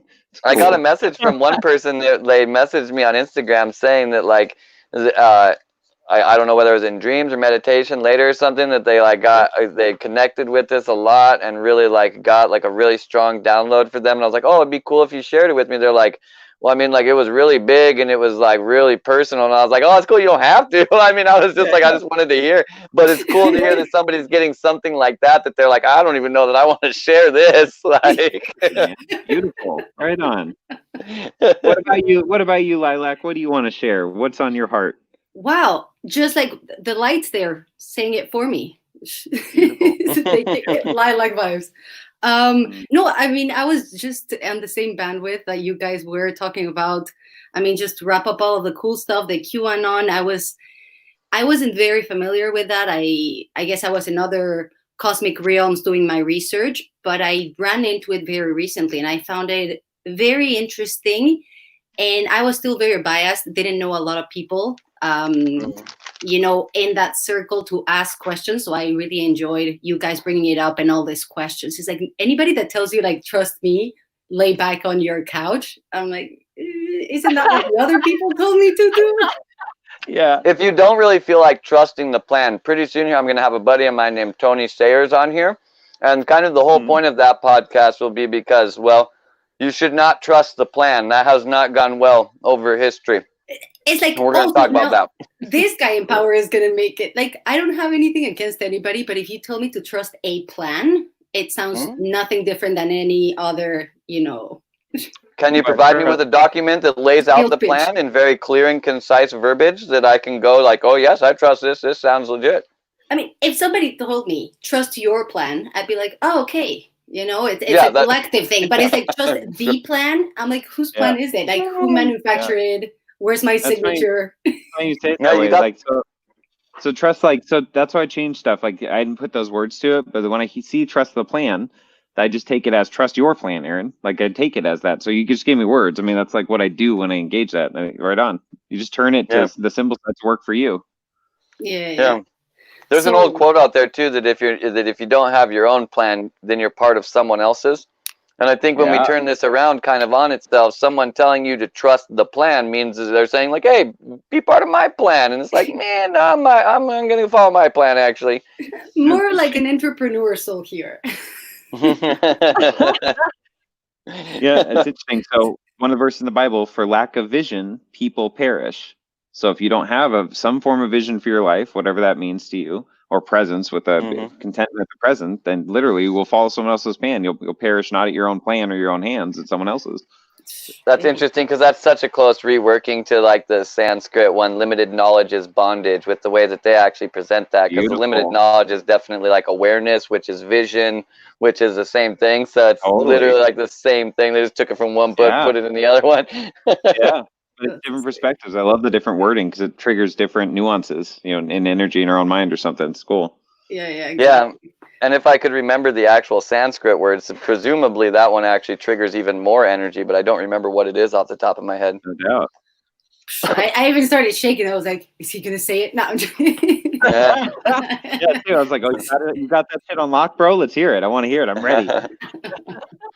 I forgot it. Oh my God. And then you guys started talking about the coolest thing, which is like Tesla. I'm such a geek like that. I actually have like the biggest book here of his autobiography. So what's your favorite part about Tesla? Like, he's got a lot of parts to him, you know, the radiant energy, the death rays, all kinds of stuff. What's your favorite thing about Tesla if you had to pick one? My collection. One thing, I found amazing. I found this on biography about him that made me, how to say this, value something that I took for granted when I was a kid. I don't know if I'm always interested in somebody's childhood, especially when they're savants. I'm like, were they born like that, or were they raised, or what's up with their parents? Totally. Tesla's mom, from what I understand, she was like an engineering mind. I don't know what her degrees were, but she was like an inventor. So from a young age, she taught Tesla into certain science disciplines and whatnot. And he had this ability, which she enforced, where he said he could see things in his mind. So rather than drafting 6 or 8 times, he would just play it out in his mind numerous times until it worked, and then he would create it. And he called it like active imagination, which is something that Carl Jung plays around with. And I just found it fabulous because I remember when I was a kid, like kind of thinking and seeing things through my mind. And a lot of people were like, no, you have to take action. You have to take action. But I was like, I don't want to draft it 8 times. I just want to see it clearly so I can put it down. Totally. But in school, they want you to repeat things over and over. Like, and anyways, when I read about this and how he experimented very little, I mean, physically, because he experimented a lot in his mind, and then he would just like write down results. I thought that was a pretty mystical experience. Yeah, that idea to be able to visualize like complex machinery operating at a high level. Yeah. A lot of what I do in my own kind of, what do we call it? I don't even know what to call it. I don't put a word on it because I just do it. But building metaphysical things with my mind in meditations and with focus. That's really, in a lot of ways, a lot of the stuff that I do, not all of it for anybody that's out there trying to figure out how I do all of my stuff. Not all of it, though, is very mechanical and is coming from that idea of like utilizing a machine in your mind and having some type of running ordered things. Or like, have you ever I cannot remember the name, they're like machines where you do one thing and then like the ball starts rolling and then it hits some dominoes and that makes like a plane fly off, and those kinds of things. Like these kinds of complex machineries where like one thing makes another thing happen, makes another thing happen, these kinds of things. Like I love playing with that stuff inside of my head and just like, so I always focus a visualization on like one thing, and then I like add things onto it and then add things onto it. And I like to play and see like how many things I can get going, and I actually have the vision of it, you know? Like it's so amazing. But like this is like, we're 25 years deep into that one, because like my mom found a lot of ways to like help me like play with meditation when I was way younger. And she was super early days to Tesla as well. Well, not early days. I mean, he was 100 years ago, but you know what I mean? Like, nevertheless, she was talking about Tesla and this stuff. And nevertheless, I found that terminology in Sanskrit. It's Jananam Bandha. And Bandha is actually the word where we get banned from. So it's spelled, if you transliteralize it, it's Bandhah. But it means like bondage. Well, it actually means mundane bondage, attachment to this world, a bond, chain, binding, tying, imprisonment, putting together, uniting, or forming. And it's interesting that we have these things, right? Because in a certain way, we think of like banned, like you're banned from the channel, you're banned from the school, you can't come here at all. But then also inside of the word where that comes from, it actually, in a certain way, also means that you are uniting, because it's the forwards and the backwards of the same word. But what we're really saying here is this, you say this parish, but when we understand this, we do it again, because inside of like Christian sects, the place where the church takes care of is its parish, right? So a parish is a place being taken care of and a thing that has not been taken care of simultaneously, because that word also actually comes from bandha. What the hell is going on with language? It's the thing on the screen. It's a fractal. It's so weird. You can always it's go. So weird. And we always thought this was very abstract, but seriously, I know people don't like when I answer this, but I'm like, the answer is within the question, but we're talking at a vibrational level. Like, energetically speaking, one of the ways that I interpret energy is I receive the vibrational frequency of the person's question, and then I'm able to reverse engineer. And I'm not saying it's a right or wrong answer, but it's like the mirror of the question, where it's like an answer and they're like, oh, yeah. It's like, yeah. So I exactly. That's what words are. What makes an answer right or wrong to you? Do you believe in a right or wrong answer? Like, actually, you. I mean, there's different depths maybe to that. If we play it in the physical world, well, there's a right and wrong. It's like, it'd be a wrong answer to say I'm going to drink bleach. Okay. In that sense, like, very literal. Well, but if your goal is to live, but if your goal is to die, that's the right answer. That's the right bro. answer. So actually, it does apply, because I was going to say, beyond right or wrong, I think it's more like, what are you looking for? What kind of reassurance? Because when you ask something, it's because you want reflection. So I don't see right and wrong. I just see perspectives, and I'm like, whatever suits you, because I think everything is a yes from the right angle. Totally. Sometimes Beautiful. it takes us like lifetimes. Lauren, I'm super glad that this show is feeding your soul. That's really like the whole point. We're going to take a moment to shamelessly plug myself. All the people that you will see inside of this chat, probably all the people that will be on wherever the live comments are, or down there, or whatever. Nevertheless, all the people that will be in there, this is all about creating a community where people who have spent time working on their spirituality, they've ended up being like oftentimes the black sheep in places, or they feel that there's not other people that speak their language. We want to create a place where everybody can come around and come and speak their language and feel like they have basically friends, because you do have friends. We're the people who like the same stuff as you, and we're right here like all the time. So if you have other friends that are like that, direct them here. Doesn't matter whether they're on the internet or they are your friend in real life, whatever. Bring them together. Let's come together in a community. Nikola Tesla and all the other great scientists of the world have given us the opportunity to have this just directly in our pockets, so that we can create actually a constantly mobile community, that in that it is actually the most secure it could ever be. If you look over history, communities were destroyed because they had to be in the wrong place at the wrong time. This is a community of people who travel with their minds that are never actually anywhere. It's unstoppable, and you can be a part of it. The doors are wide open. We love you. So I'm so glad that you come here and you feel that, because that is exactly what I'm trying to generate on this little, we'll call it a starship, where we fly into fractals and talk about weird things. So, with I love you, Zach. That was wonderful. Oh my God. That's an amen, brother. Yeah, exactly. Right on. Amen. Hallelujah. Yep, right on. Beautiful. Well, you know, we need this in the world. Like we were talking with this bandha word, you know, we spent too much time looking at that word one way. We've looked at it as a way of living in bondage, living in separation from each other. Let's turn that around. Let's see how the fact that we have had handcuffs on is only because we are unified. They're not actually really handcuffs. We work together. We actually look backwards at this language, and we see a completely different reality that's always been happening right here. We just got to turn around, man. Very easy. Fuck yeah, exactly, says Lauren Lyon. It's funny because the Jen that's in the chat right here, who I'll bring up on screen right here, her business name is Gently Healing, because her name is Jen Tilly, and she lives in the same place to me. And we joke about saying that if I was to marry her, I would be Zach Tilly. Exactly. Right on. Gently, that's beautiful. Yeah, no, I agree. Just being able to have conversations. I love that you're on here, Lilac, and just other people too. I mean, just you don't have to have a fancy setup. I mean, are you on your phone or computer, Lilac? What are you on? My old computer. So yeah, it works. Cool. And came in pretty easy. You just clicked in, and then we'll definitely, Bree, if you're listening, we'll get you back on. We'll figure it out. If it's not tonight, why not tomorrow night or the next night? We'll be here.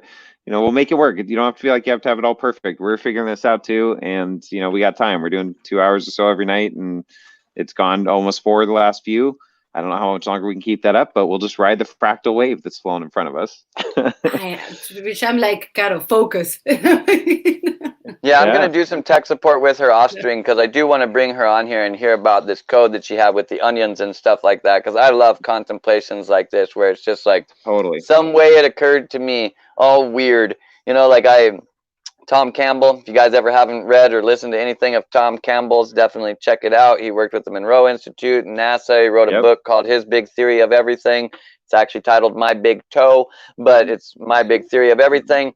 And he's got really good stuff. He teaches energy courses and all this stuff now. But one of the things that he really holds to him, yeah, he's got just so much content out there. But nevertheless, he talks about how that really, like, any tool will work for the job if someone has created a tool, but the tool that's really going to work the best for you is the tool that you have created. So I really encourage that you play. Like, we forget when we get older to stop playing. Like, the most powerful meditations I have are where I intuitively just have this chain of stuff that I think of, and then, like, the next thing that I know, I'm having like a full out hallelujah, return to Jesus, I'm basically speaking in tongues experience, because I just walked down some weird rabbit hole that was all intuitive, and now basically I don't know what I just did to myself, but this is weird. That's like some of the funnest times in my life. So play around with this stuff. You'll be amazed with what you can already do. Have you guys found that you're amazed with what you can make happen with what your skill set already is in certain facets? Do it, Lilac. Tell us. Yeah. Okay. Thank you so much. First of all, I agree completely with you about having fun and enjoying. I am a recovering intellectual, so guilty of charge. Same. I also am a recovering intellectual. Great to have you here. I fall back so easily. It's just reasoning is just right there. It's so attractive, and the mind is like, one more. Give me one more insight to rationalize. Give me one more dot. I need another one. Exactly. It's like I get my hit of rationalizing life, and then when I wear out and I actually start playing, I'm like, why don't I do this first? Why don't I play more? And it's actually quite crazy, when you actually give yourself time to play, you can come up with the most creative tools because you get to build it from scratch. So yeah, exactly. I've always been like a do-it-yourself kind of thing. And I think when it comes to meditation tools or energy, the best thing is to, look out the recipes that people might be using, but do your own cooking, like do your own practice. Look up the recipes others might be using, but do your own cooking. Beautiful. What a great way to say that. Yeah, beautiful. It's like with people, though. I mean, it's like, and then you figure out the ways to do that. So you look up the recipe. And then you just intuitively do the ingredients. And I've done that with so many things. That's so funny. Not that I'm a big cook, but like so many other things. Oh, yeah. Have you ever cooked before, Aaron? Yeah, I've cooked. No, I mean not a lot, you're like 608 feet tall, so you are a big cook, actually. No, my mommy's got a hollow leg. Actually true. Actually true. Aaron is a big cook. All right. That's good. That's with the framework. So like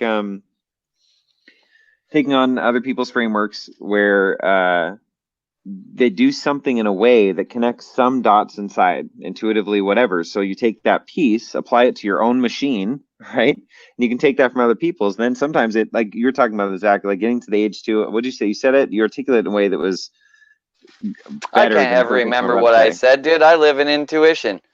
I don't remember what I said earlier, but I would like to welcome you to tonight's meeting of an Intellectuals Anonymous. My name is Zach, and I'm an intellectual. Well, I'm a recovering intellectual, but you know how it is. Once your mind gets wet, it just never truly gets dry. So I'm here tonight to share with you my 4th step, where I'm going to apologize for all of the stupid fucking nonsense I've said in my life that I thought was right. But it was actually not right, because there's no such thing as right. Zach, but it's fine. You were under the influence of intellect. I was. I was hopped up on like 6 or 7 books at the same time. I had a podcast I had one podcast in each ear, and I was actually watching stuff at the same time, so I was hopped up on intellect. And retaining all the information? No. Just burnt out. What No. what benefit were you getting from that? I was getting just wasted, dude. It's like basically if I was an alcoholic, I was so addicted to alcohol that I was just pouring the whiskey all over myself. I was in like a bath of it. So it was really bad. One ear and one podcast in the other, just pouring whiskey all over yourself, crying out for Jen Mama to come bring you a drink. Bring me a drink. But at that time, you're probably calling her woman and getting yourself in trouble. All that liquor, woman. I mean, good. I mean, mom. Get over here, woman. We thought about doing this now because I told her like we should start doing this when we go to the store. Just only talk to each other like that, even though like we actually are healthy, right? Like we don't actually talk to each other like that.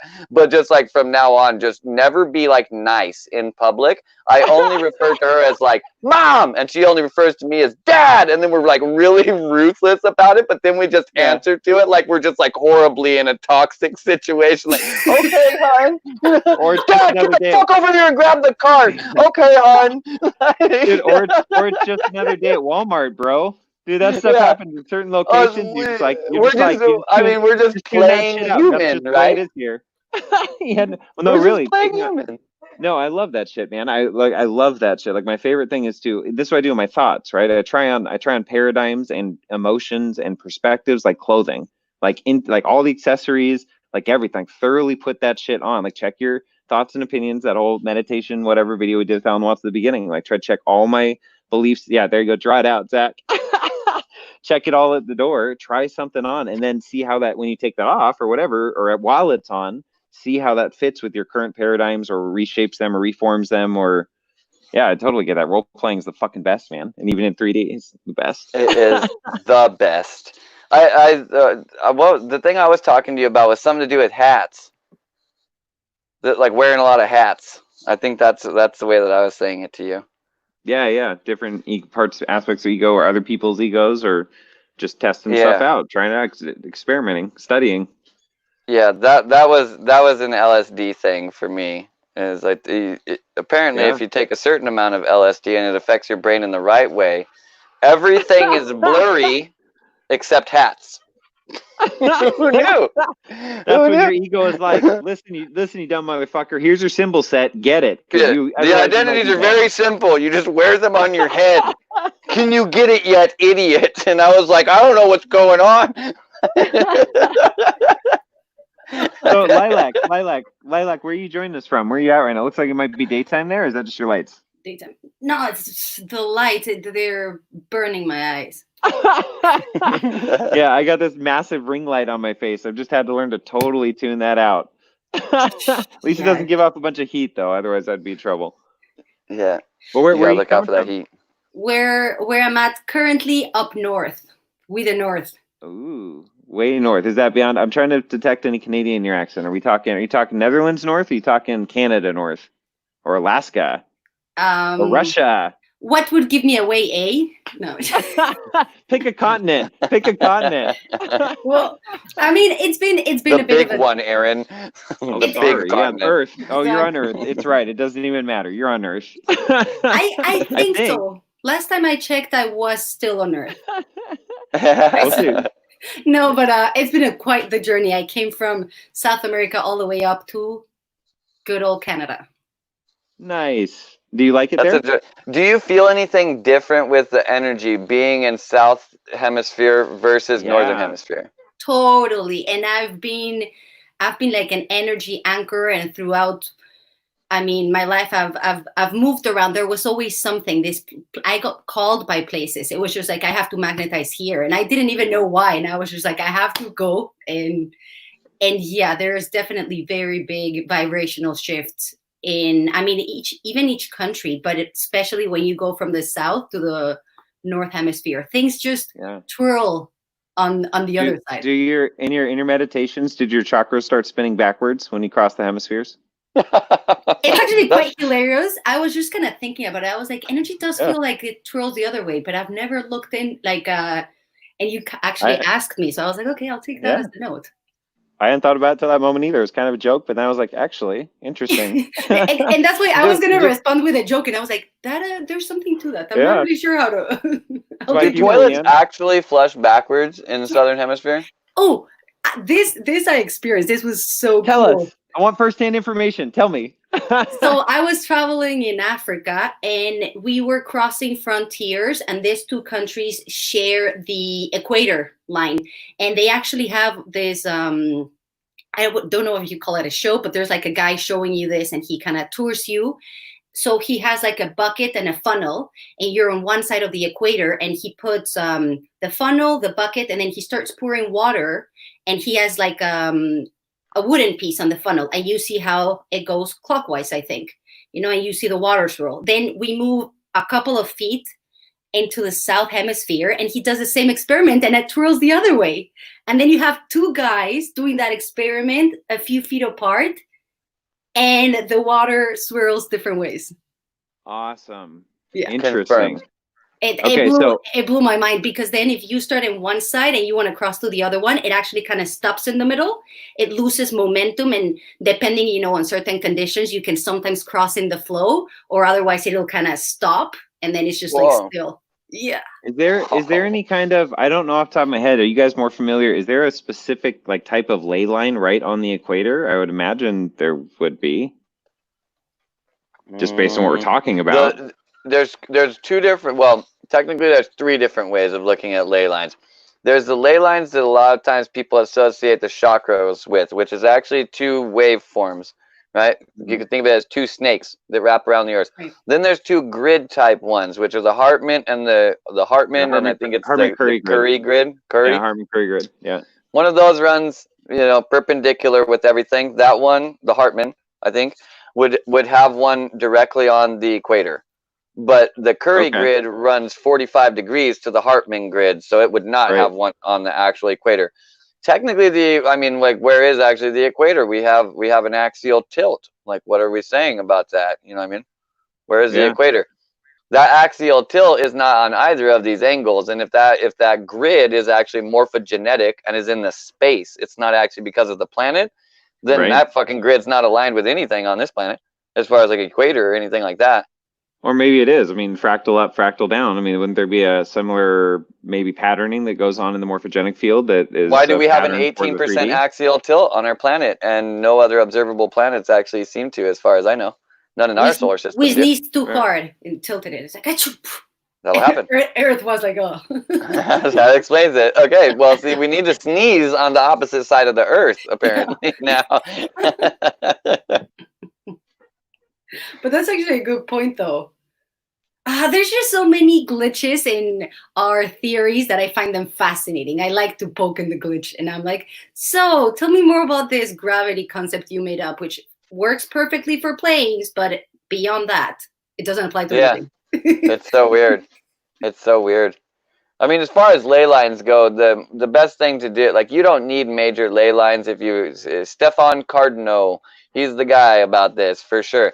Really, the way, if you want ley lines, you don't need major ones. You just need to douse out a ley line nearby and just work right on that, and it will be good for you. So it's really not a big deal, whether they're strong or anything like that. They all connect anyways. So they're technically just one big grid powering one thing that's actually a sphere. It's not like this line is that and that line's that. So there's should be a Hartman line on the equator, as far as I understand. But so have you found, I feel like I know there's a lot of energetic ley line grids and stuff on the internet and whatever, but that just through actually going places, running into totally new grids or things that seem totally different, or something that gets opened up just because you were there and was never there before. Do you guys run into that kind of stuff? A lot. I was gonna be like, a lot of that. knows? I'm not crazy. It happens. So it's like, here's what's interesting about that. I think so. We appreciate and honor the work that has been done of our ancestors, that the generation before us be our floor in an honoring way, so that we can use the materials that actually help boost us into our own intuitive knowingness. I think the generation that we're in, a lot of it's going to go away from external information, even if this is a pattern in the material realm with Neuralink, but that's because that's where we're going already in our consciousness, our DNA. We're going to be neural linked, but really, how do you do it? It's like, well, you tune into yourself. You just, do thought work, like just tune into yourself 24/7 in whatever ways you need to, is like the simplest answer. Maybe nobody let them put a neural lace inside of you. Okay, you can do this with your mind already. You don't need a neural lace. Not worth it. Just a momentary PSA. Then you'll never be able to enter Intellectual Anonymous. You'll be fucked. Yeah, you don't want that. Intellectual forever. You're stuck then, wired into the intellect. So what have you? So Lilac, then now bring that up, and knowing we all got these our own experiences here. What are some of yours of running into interesting things that totally new to you, just traveling energies? I had this very trippy experience. Why not in the mystical lands of the United Kingdom, and there was this like forest, and I just had this. It's crazy because I dreamt them before I even went there. Like I knew I was going to go on this trip, and I started having dreams previous to that. And when I get there, these places are as if, and I was even blown away. I was like, oh my God, this is crazy. So anyways, I would go on these walks for hours, and after 2 or 3 days, I noticed the path that I've never seen before. So I was like, this is crazy. I mean, I've been through here quite a bit, and I noticed that the more I took new paths, the more new paths opened up. And I ended up going for endless walks and never taking the same route. But it'd be weird because there would be like bushes, for example. And then one day I was like, oh, there's an opening here. And I would go, and that would take me into somewhere else. And it was just very crazy because the more open I was to them being what I started calling fairy portals, I was like, okay, fairies, where do you want me to go? And I would just walk, and then like a stone would fall right in front, and I turn, and there's like somewhere where you could like crawl underneath, and then you go into this crazy lake. And the more I started to play with the fairies, I was just like, okay, take me somewhere. And then they would like, a branch would fall, or like a rock or something. And I was like, this is hilarious. But I thought I'm kind of crazy. But now that you guys are bringing it up, I'm like, whoa. Nah, you're not crazy. Okay, look, you're not crazy. You just seems crazy stuff. I'm glad you feel that way, because like I don't know when the turning point was for me, but I'm just realizing now, and mirroring myself off other people, I have an extremely vivid imagination, and I've been okay with that for a really long time. And for me, finding the symbol set of science or quantum science helped to satiate my logical mind enough, I feel like, to jump in the pool. Like one of the metaphors I go through, imagery, symbol set. Yeah, quantum floaties. Quantum floaties. One of the things I go through regularly when I'm fighting my ego or logic at different times. This really was visceral vision imagery for me one time on an entheogen experience. But I saw my heart and my right brain playing in the pool, like a bunch of fractals of my heart and my brain. They're just playing in the pool, splashing each other.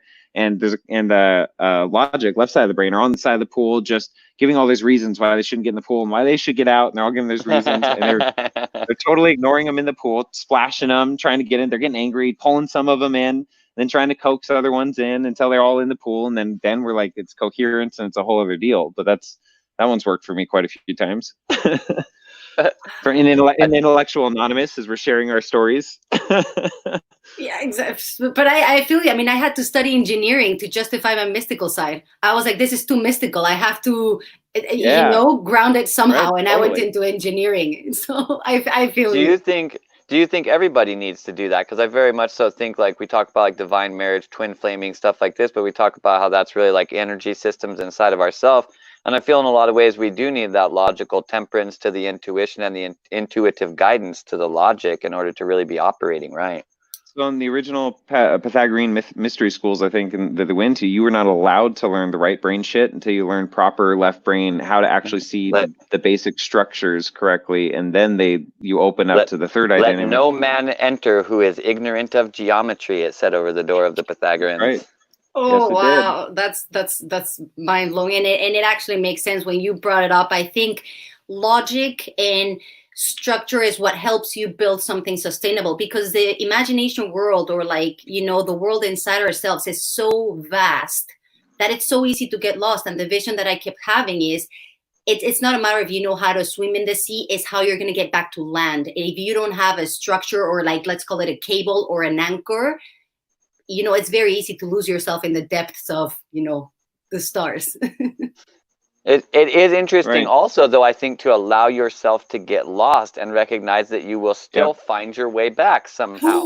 It's like the cable is like, it's impossible. It's not impossible to get rid of it, but it's like you are the cable. You know what I mean? 100%. Yeah. Can I touch on that? This is actually very interesting. Please. For me, it's been I feel that I was born without a cable. I was just thrown in the sea, and it was like I saw everybody on land swimming and being like, "Oh God, why aren't you enjoying the part of the beach?" And I'm like in the deep sea, being like, "How do I even get there?" And I think it's been my life journey to kind of build a structure that brought me back to land. And I'm like, oh, this is what 3D people meant when they said chill. So what was the 3D structure you built that brought you back to your body, or if you will? Well, I see my experience, it's multi-level, but mainly 4 levels. Totally. So we have like the most dense ones, which is the physical body.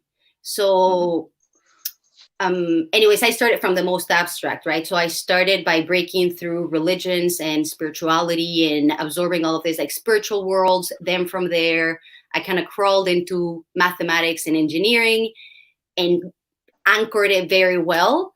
And then from there, how to say it? I think I got lost in the sea. I was like, how do I come back now? So anyways, my practices have been very anchored in like logic and yoga, for example, or some sort of physical, spiritual practice that helps me ground, because I can just meditate for days on end, but then I stay there. So my physical anchoring practice and also rationality to a certain degree helps me bring myself back and be like, okay, we do need to eat and go to sleep and function. Do you know your astrology? Do you know your astrology pretty well? Pretty well, though. Okay, but do you know if your chart is like heavy in air signs, or what is your sun sign? Also, I mean, I'm a Pisces. That's my birth. Like, I'm not exactly sure in astrology-wise, but I do know that air is like something that I definitely came here to master. Yeah, you seem like a very Vata person speaking in like Ayurvedically. So I'd suspect you have a lot of air in your chart. And air people oftentimes feel that like A, the lost in the sea feeling, and B, also the like the need to ground it in some kind of logic, because they can just kind of traipse off through basically imagination or abstract musings just permanently and never come back. Gosh, I could live there. It's just, but and that's interesting because you guys touched on that at the beginning, where you were saying like coming back to life and being in this moment, which is it's been a battleground for me, if I'm being like honest, you know, in this like intellectual anonymous, because I saw the appeal, but at the same time, how to say it, I was in the sea and everybody's like on the beach having drinks and everybody's like, oh, she never has fun. And I'm like, well, I'm not there. I can't drink here. It's like, I'm getting chased by a shark right now. Exactly. So that kind of thing. So it's like, it's not that I don't want to be there having drinks with people. I just don't know how to get there. And because people don't know how to get here, I always felt that gap of like, I do want to live, but I don't know how to make it. And so it's been interesting. And that's how I got into the intellectualism. Shameless plug time again. That space that you're talking about is exactly what we're trying to create here on this channel. So if you are watching this in a replay and you've made it this far into it, don't forget to like and subscribe. And my name and Lilac's name is exactly the same on Instagram. We're over there a lot of time posting content all the time. Thank you everybody for joining us, and thank you for enjoying my commercial break. And back to your regularly scheduled programming now. Thank you. I love it. So yeah, I don't know if I really grounded the question that you made, but that's a little bit. I think the whole stream you just went on was comprehensive and beautiful. I think that was very well said. Thank you for sharing that. Thank you. Yeah. Really, and I get it. Everything you said makes total sense to me, just so you know. You're like, yep, that's it. I'm interested to hear more. You talked about this 4-body system, and you said the lowest was these densest physical bodies. What do you perceive the other ones to be? Like, how's that system work for you? So this system is, I'll ground it because it goes as deep as we're interested, but I figured that the clearer it is, the easier it is to transmit. So going from the preface that energy precedes physicality, right? I see the human experience as a vessel, and we start from the ground level. So we have the physical body, then we have here, maybe you guys, I wouldn't mind getting your insights, because whenever I explore it, I come up with a different order, but it's basically we have the physical body, the rational body, the emotional body, and then the soul body. So these are like the 4 pillars of how I see like a table. And, you know, it's like we all come with different gifts or like a different setup, but at the end, it's like, how do you keep your table stable? Because if you overdo one, that kind of it how to say it, holds back the right flow, right? If I'm too much in my physical body, then I'm probably gonna inhibit my spiritual body. Or if I'm too much in my emotional body, then I lose track of, you know, other type of, I don't know if this is making sense, of realities. I guess it's just like there's 4 perspectives in which we can experience life, and ideally now, we bring them together. When you use that framework, it sounds like that's worked for you over your life, even if you change those up or the different layers or whatever. That framework, that symbol set, has worked effectively for you, right? I mean, it has so far. I guess I've been wanting to sharpen it, because that's my experience. When you overdo one, then you're sometimes letting, you know, the spiritual part behind, or like the physical aspect behind. Or so my idea has been to kind of focus on those 4 aspects, which actually, if you think about it, is the 4 states of matter. I've never thought of that before, but it's like the 4 states of matter, and afterwards we are metaphysical beings. So maybe there's something to it. We're plasma, we're liquid, we're solid, and we're air. So it's like play with those 4 bodies. New connections made here on air, folks. Her system correlates also to the 4 states of matter.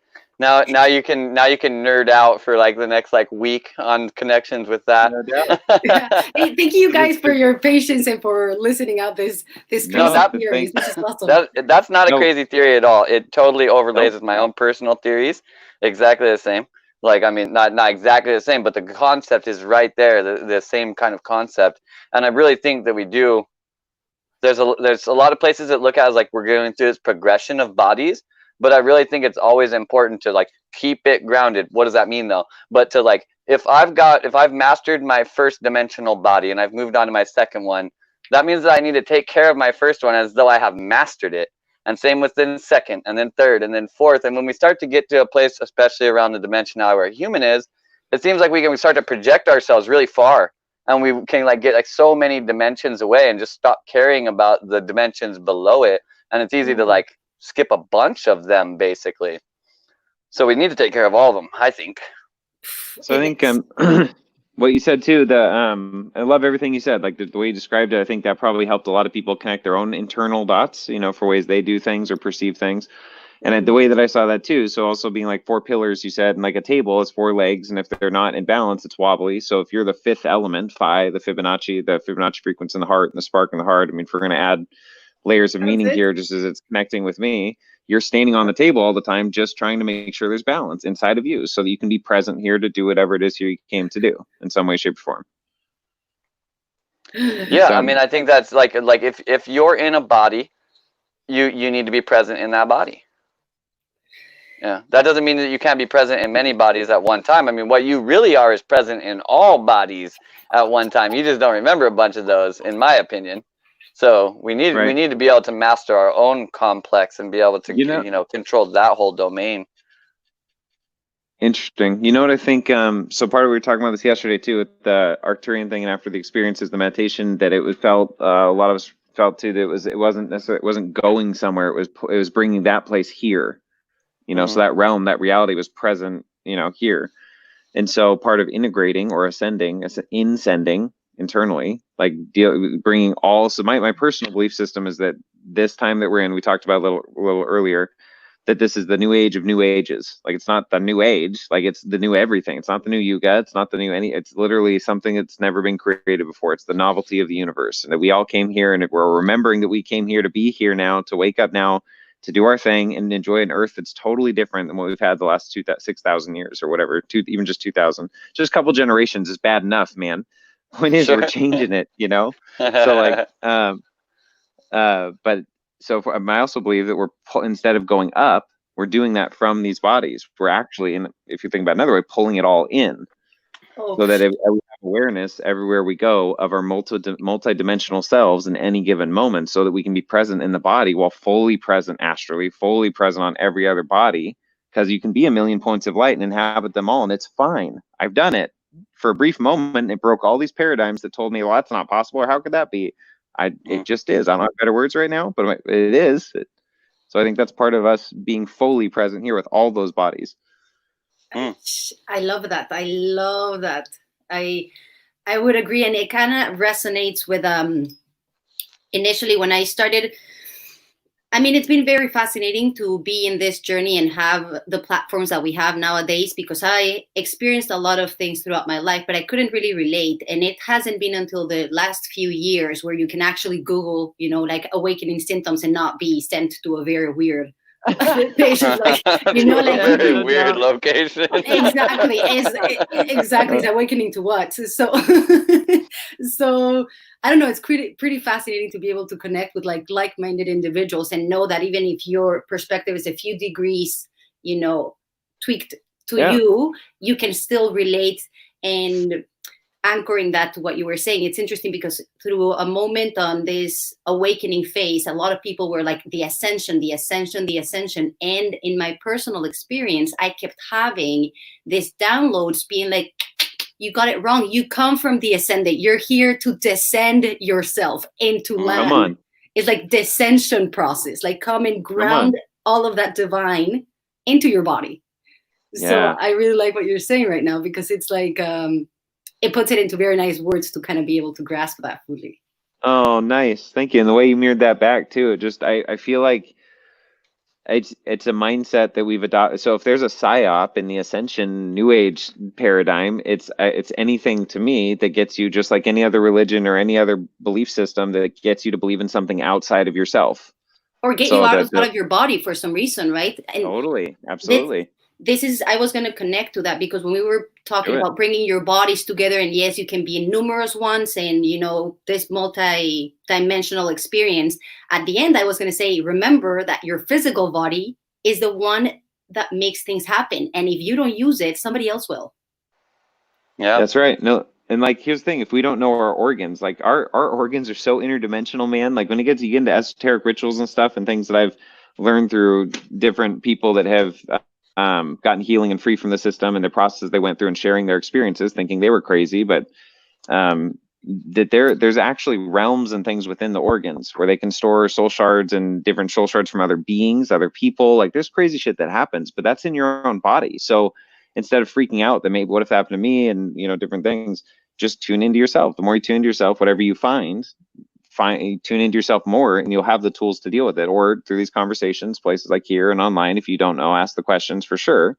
But ultimately, when you go into yourself, eventually you know every crack and crevice of your 100 trillion plus cells that are in your body, and that only 0.01% are actually your DNA. And it's all the same. Could you give me that number again? What's the number that is only your DNA? It's either 0.01 or 0.1. I'm pretty sure it's 0.01. I'm almost sure. I always say less than 2%, but then the other day I was like questioning. It's so hilarious that you bring up this random fact, because I was kind of looking for that number. So totally, that's fascinating. So we are in ourselves an ecosystem, and we're trying to bring physiologically and psyche and emotional, the whole balance to the whole ecosystem, or symbiosis. Exactly. Yeah. Oh my God. So we were, as Intellectual Anonymous, we kind of were on the right path. We just overdid that fourth pillar a little bit too much. It was like, okay, you do need intellect, but don't overshadow the other ones.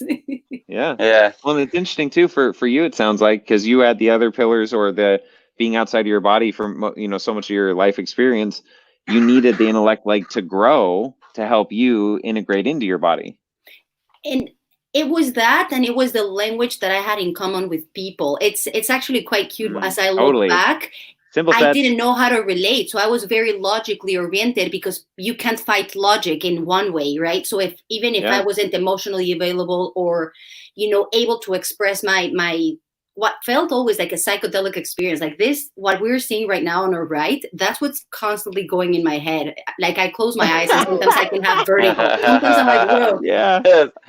Fucking third eye chakra is just wah, wah, wah, wah, wah, wah, wah, wah. So I'm like that, and you're a kid, and they ask you what's up, and you start trying to explain what you're up to, and they're like, okay, this kid is crazy. She definitely has ADHD. ADHD. It could be worse. It could have been worse. Could have been worse diagnosis. I tell you. No, I got them. But the funny part is, like, long story short, through logic, I was able to kind of grasp around that and be like, okay, I'm super weird and hard to connect with, but let's connect through logic. Like, let's play chess or something. Anyways, something like. I actually found this picture today because we're talking about bodies, and I've continued to this system, like you're talking about your 4-part system. I went to the nerdery on my system, okay, like connections out the wazoo. The person that I was mostly kind of musing during that time, like I was talking to them about all of this, they were actually like taking it down, notes, making spreadsheets and stuff, and I've continued on, but I found this image today that was like what we put together originally of that. Cool. And so you guys can run it past your scrutiny. There's some words on there that when I glance at it, I'm already like, well, I would change that word if I redid this now. But it's isn't it cool to have people to bounce, this is good for Intellectuals Anonymous. Yeah. Zach went hard on this one here. So I'm gonna have to get close. Okay, do you want to give us a brief overview of the categories? Okay, so from left to right, there is the density number, and this is all about ascension based off of like the concept of actually coagulation into greater and greater densities. How many different dimensions of information you're able to compress at the exact same spot. So I believe that works like sound. I believe there is functionally 13 harmonics. And so there are 13 densities. These are broken down from left into a column that is your state of being based off your spiritual density level, the interface modality of the spiritual density level, the perceptual apparatus or reception method by density level, the chakra that is associated with that density level. And then this one, we'd have to do some explaining, and you have to understand some, basically my own methodologies looking at stuff. But the final one is projections or illusions of the sacred clown archetype by projection density. So these are all basically things that I have through my own contemplations mapped out. I didn't really map this thing out. It kind of occurred to me suddenly. And then I started drawing all of these correlations, and this is not even actually all of them. There's many, many more. But I have actually yet to find any holes in this system. With what's on here, the main word that I would change out is at 13, where I have it listed as emptiness on here. I would definitely call it no-thingness now, with the no being K-N-O-W, and then a hyphen thingness, right, at this point in time. But emptiness was fine, and I understand why I put it there at that point in time. So there's a lot of other little nuances inside of this system. Really, I'm basically just showing it to show how hard someone can nerd out on this and not be crazy, because I'm not crazy. I know I'm not crazy. How many crazy people does it get to make normal, like the outlier? Yeah, I mean, I'm just saying I'm not worried about whether or not I'm crazy at all. You know what I mean? I know for a fact I'm completely sane, but, you know, at the same time, I make stuff like this. You know what I mean? So is this pointing to your insanity? In a certain way, I mean, like, this is like Intellectual Anonymous, you know, that we're doing here. Yeah. We're confessing. Like, I've spent an awful lot of time on this stuff here, as you can see. Like, this huge concept behind all of that. I mean, this is the best content for Intellectual Anonymous. Like, I mean, I'm loving this. The spreadsheet. That's #1 content for Intellectuals Anonymous, a spreadsheet. And the other intellectual is like, please walk me through this. This is cool. Walk me through this spreadsheet. No doubt. Like, keep it up there. Screenshot it, Mom. Screenshot it. Can you zoom in more on column 2 for row 4? Okay, now I'm just gonna have to confess this. I did take a screenshot. Yeah, no, totally. She's confessing. Good for you. Feeding the addiction. Feeding the addiction. Just because we're in the take confession board. Yeah, so what's funny. So guilty pleasure time for Intellectuals Anonymous. So when you were making that though, how much pleasure did it give you to put that list together? Tell us about it. Dive into that shit, man. I know that feel. Developing that for years. Pinky and the This was not years, dude. This was not years, dude. The information that is on this page right here occurred to me. You adhere to it for years, right? I still adhere to all of this now. Yeah, but do you see it as we're talking about it as not being an intellectual trap in it, but it could be. So how did you move through that in a way that you found the pleasure in the breaking it down intellectually, but also integrating those? Why it's not a trap is because 13, like sound, has a Pythagorean step in it, and you can do whatever you want with that depending on how you treat it. So at the point of reaching 13, that this emptiness, this no-thingness, at that point in time, you are embodying infinite potential. You can turn it any direction that you want at that point in time. You know what I mean? Right. But you just created. Here's the thing with religions, and I think this is what we're joking about, unless I'm missing this wave here or part of it. So, like with any religious text, the problem is they have a religious text, man. Like generations change. I have a religious chart. Truth. Right, that's what I'm saying. That's where I differ. So you jump to 13. You're like, oh yeah, but when you complete this, then when you get there, it doesn't matter. You know, you're at 13, create whatever you want. Yeah, but you just left people like in a funny way. Whatever people screenshot, I'll kind of look at it too. I see the interesting correlations. It's very, very well done, right? But that it's leaving people like, you died. There's no context. They find this list and they make a whole religion out of you have to do these steps, and they don't even really understand what the words mean. But they got to adhere to this procedure and like. Well, see, I have like 11 books I'm supposed to write, Aaron. Like that was a number I randomly picked out. It's probably accurate though. Yeah. Like I have so many things that I've these little weird things I've come up with in my life that I share them with the people that are around me at that time. They're like, "You need to write this. You need to write a book about this." And I'm like, "Yeah, I totally will," and it doesn't happen. Yep.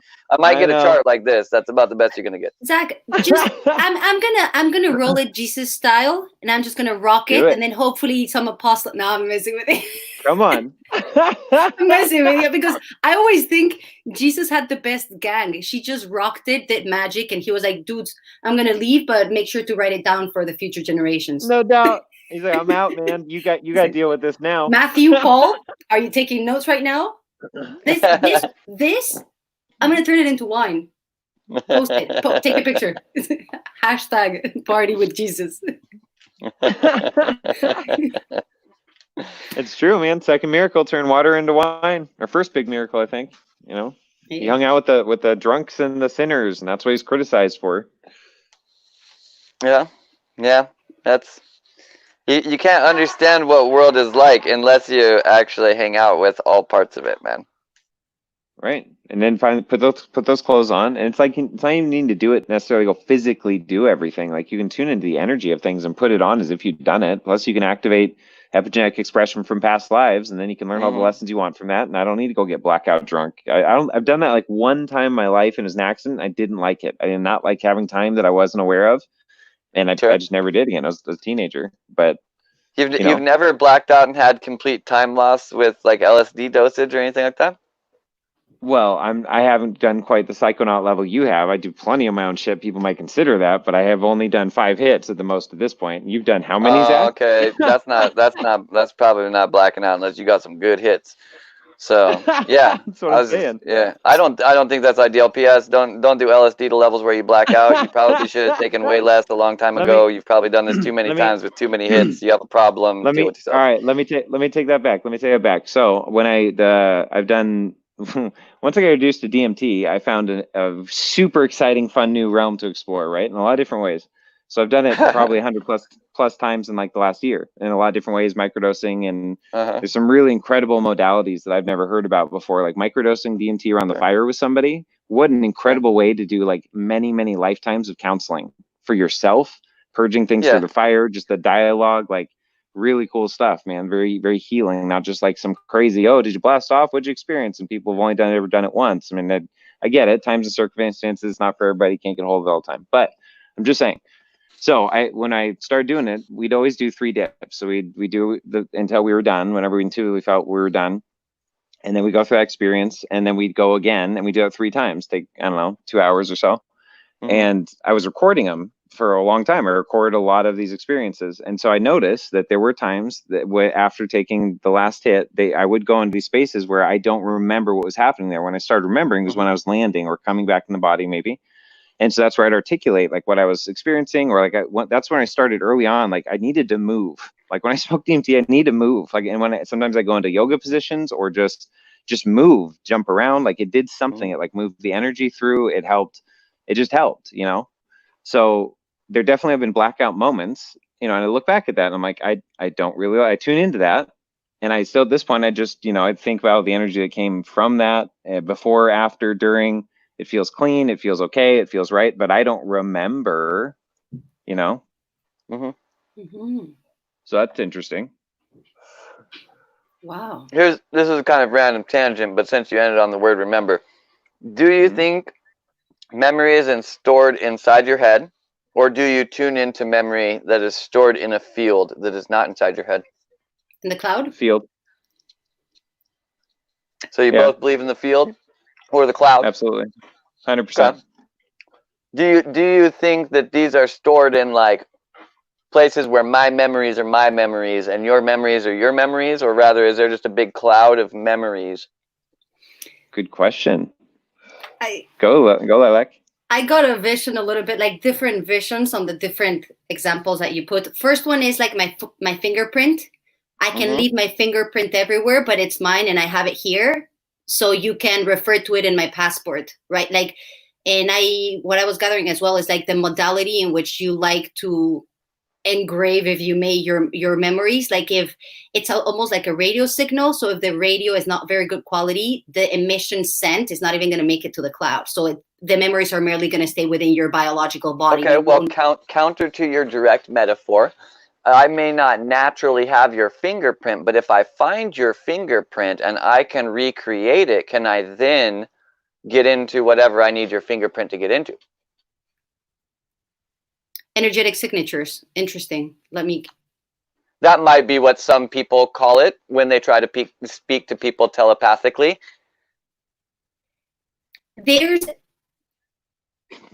Wow, this can go many ways, but definitely, I mean, it'd be a little bit like the examples that I see are like radios, like whereas, for example, you have a radio and you could probably mimic certain frequencies, but there are also other frequencies that are too pure to be mimicked. And if you did, you could identify that it's like a pseudo device. So, but that would be basically a technological boundary, right? Like if I was good enough, I could mimic it, but no one's good enough, so it can't be mimicked. And that's where I was going to say there's a spectrum. Whereas, for example, don't get me, I mean, if you're trying to access a very common memory, for example, be it a war, it would be way easier than if you wanted to tap into somebody's particular experience on that. And that's how I see past lives. Not that you necessarily live that, but magnetically you resonate with that lifetime so clearly that you can tap it as if it were yours. Sure. So why do you think we naturally have that resonance, though? It's like an energetic fingerprint, you're saying? I think it's like I see it as an energetic signature. So just like your heartbeat is unique to you, I think the heartbeat frequency it's almost like that key signature. Whereas, for example, if you are very close to somebody, you can start mimicking their signature to a certain degree. And then if you're an expert and you're really interested in that and you want to dive into somebody else's field, I think that's where black magic came to be, right? Where other people would alter energetic states of other unconscious people. And then here we are clearing up that. Sure. In a variety of ways, it seems that there are ways that we can, in the terms of like a heartbeat, it's been noted in a lot of various different studies, like two people spending like time with their hearts basically touching or being in the same space, they start to beat either the same or they do the syncopation thing. But the syncopation thing could be looked at as like quantum entanglement, in the sense that the quantum entanglement is always like positive and anti, you know, but we can basically decode that because whatever's here is the opposite over here, but we just know that like you flip it and that's what was over there. So the syncopation is technically just also the perfect phase conjugation. It's just perfectly out of phase rather than perfectly in phase. So it's the same signature in the long run. So we're talking about the bodies, and we're talking about maybe the heart is a representation of one of those bodies. I certainly have it on my chart. It's actually the most important body part on my chart. And nevertheless, if we can tune into all of those, can we get a closer connection of coherence with another individual and functionally create quantum entanglements with their reality by bringing together our touch, taste, smell, sight, thoughts, sounds, and feelings that we are taking in? We make sure we are taking in the exact same 7, bringing together a perfect alchemical process, the alchemical number, right? This is a divine number. Can we bring all those together with someone else in the exact same space and share an experience? Not only you can do that, you can create and conceive life through that experience. I personally couldn't agree more. Me too. Divine alignment, if you may. The possibilities of this being like a mechanic that 2 people understand completely changes basically the template of relationships, which allows me to plug for a second. If you are watching here tonight, if you know anybody that's having problems with their relationships, Bree, that we tried to have on the show earlier, which I will fix all of her technical difficulties over the next 24 hours because that's what I do, then she's going to be on here tomorrow, and she deals a lot with relationships. She's in fact writing a book on it. She has a really interesting theory that overlays on top of it, and actually from me personally talking to her about it, it actually totally aligns with the concepts of 4-way wave conjugation, which means it ties into all kinds of weird esoteric stuff like the study of the tetragrammaton and the cross and all kinds of other interesting things, and she'll be on here tomorrow. So relationships, this completely changes the potential face of them, because right now we just kind of shoot in the dark. We're like 2 ships passing in the night, kind of hoping that we run across inside of our relationships. I hope that the things that I'm doing are bringing me into coherence with the things that you're doing. But if we bring some kind of mechanic to that, and we purposely create periods of time where we are in direct or close as possible to direct coherence, would it not probably enhance the health of the relationship simply through the function of energy and ensuring that our energetic signature was in as close of a signature, or is in close of a form as their energetic signature, meaning that we would maintain coherence in our perspective of reality? That's my postulation. What are your thoughts?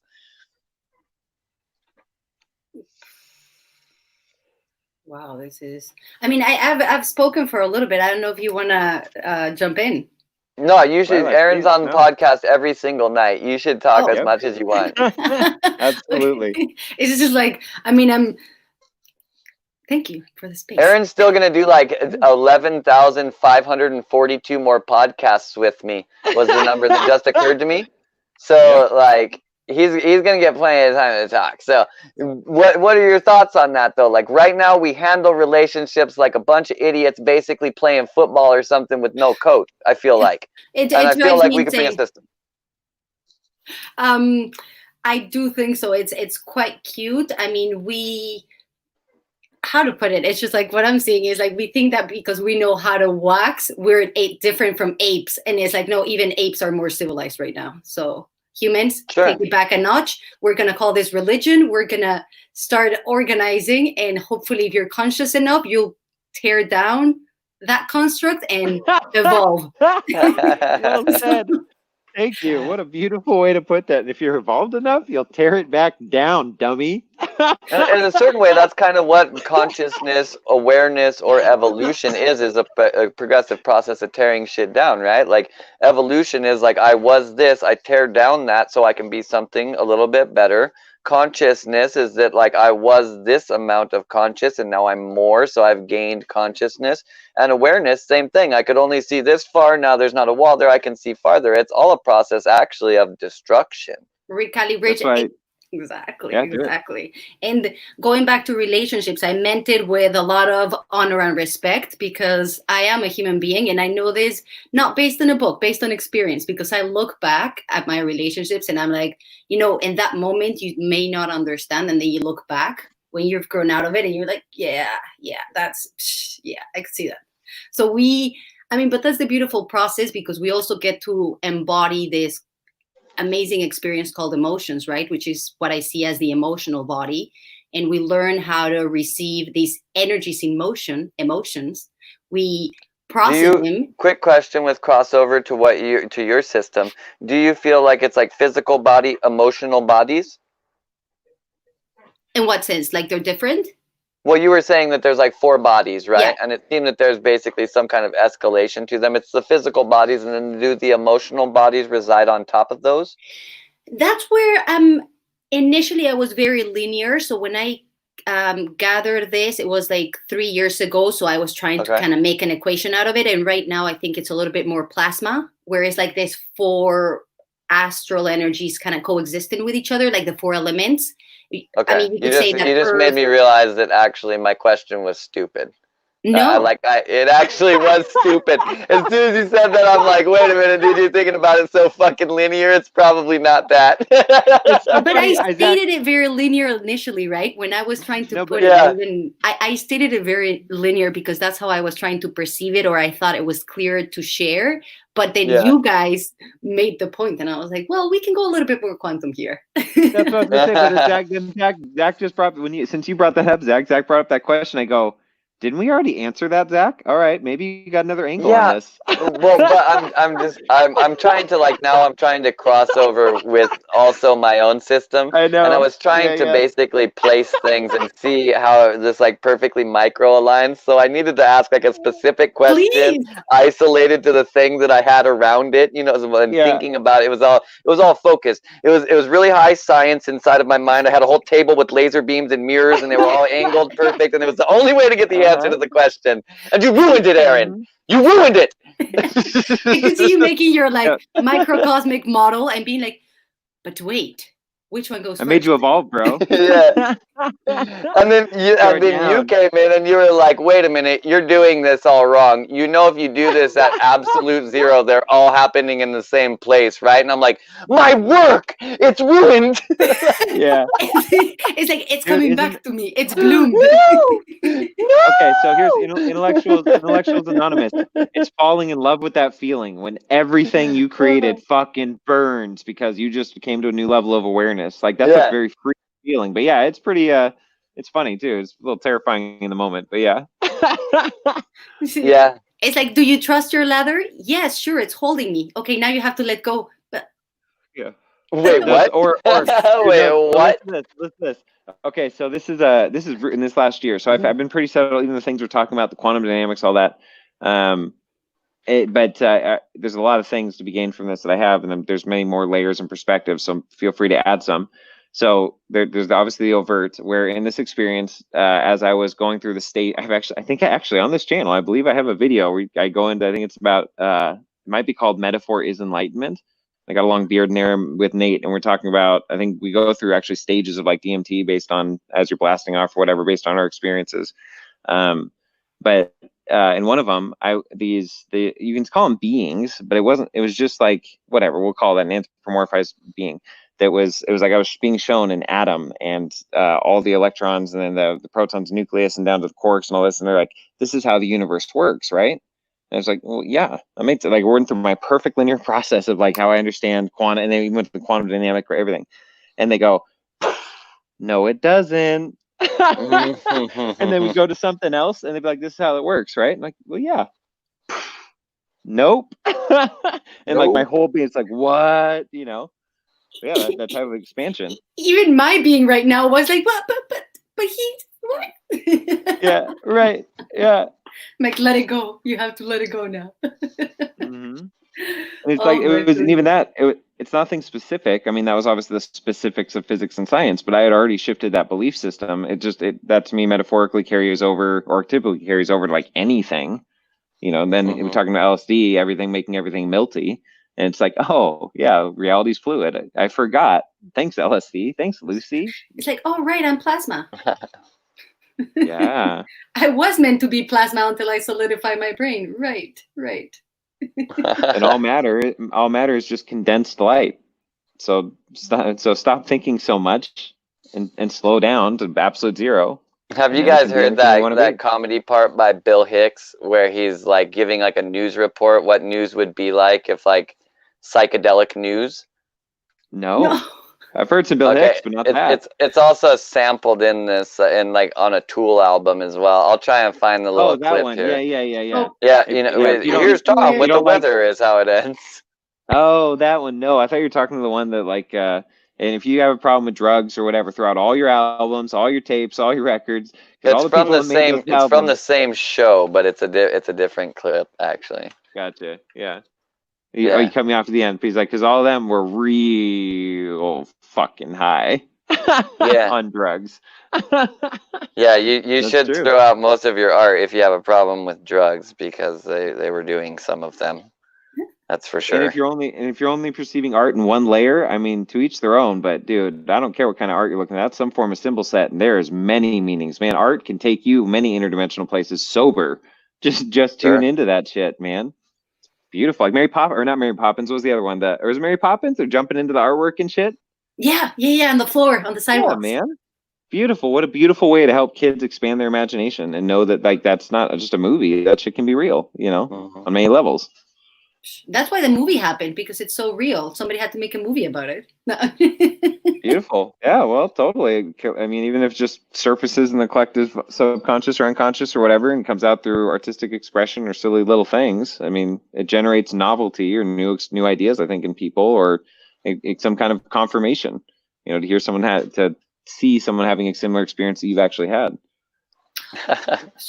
I think I found a clip of this real quick. I don't have any way to listen to the sound first, so we have to just play like guess mode. But I'm pretty sure this is right, because it's literally labeled "positive LSD story on the news." So I think this is the right one. Here we go. Positive LSD story. That would be newsworthy, don't you think? Anybody think that just once, to hear a positive LSD story? Today, a young man on acid realized that all matter is merely energy condensed to a slow vibration. That we are all one consciousness. What an asshole this guy is. Subjectively. There is no such thing as death. Life is only a dream. And we are the imagination of ourselves. Beautiful. Here's Tom with the weather. Oh, man. Who is that guy who took acid? He sounds like an awful human being. He sounds like the bane of society. We should punish him. Yeah. So funny. So true at the same time, too. It's just that now that we've gotten to this point. Whoa, hold up. Sorry about that. We got some crazy music in here. That's all right. And now I'm also actually throwing rave parties in my backyard, but you can't come over because quarantine. That, huh? Tell us about that. Let's hear about your rave history experience. You dove into that shit. How'd that expand your consciousness? Raves. Honestly, I have actually a big old grand theory about how basically electronic music in the rave scene of the late 90s, well, it started before that. It started in the early 90s in like the UK and shit. It was in the United States, early 90s to early 2000s. Honestly, I think in much the same way that like the hippie movement caused a certain spark in consciousness, I think the emergence of hip hop also caused a spark in consciousness. And I think also the rave scene in that 10-year period also did. Because we were doing wild shit. We were breaking into places that were like completely abandoned or just weren't currently occupied, and setting up like legitimate fucking parties with lights and shit. And I mean, obviously like lots of drugs and stuff, but it wasn't really about the drugs. Like the scene was completely based around like actually tenets. And it's really weird actually, because hip hop ended up around the same tenets basically.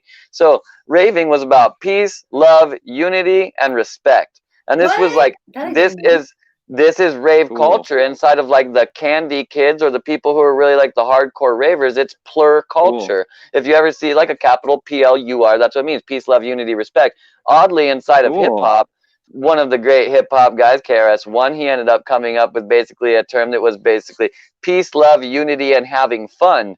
These are the lyrics of KRS-One, and that kind of became the tenet of conscious hip-hop as well. So at the same time, you have these two emerging cultures. One is peace, love, unity, having fun. The other one's peace, love, unity, respect, and throwing rave parties all the time. So I think they were about having fun as well. You know what I mean? And hip-hop is kind of intrinsically about respect.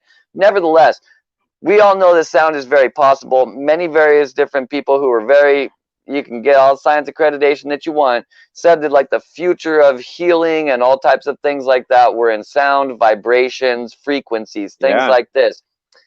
Beautiful. I personally know from my own personal experience at a point where realistically I was probably going to kill myself within a very short while.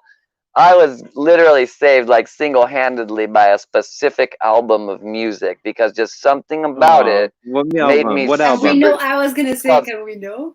Yeah, it's by a guy named Sasha. This is why I named my dog Sasha that I had for the next like 15 years of my life.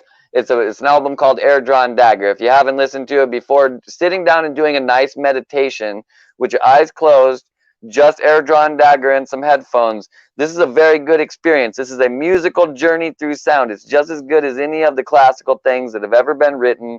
It has a modern flair in many ways. It is like it's a fucking amazing piece of music.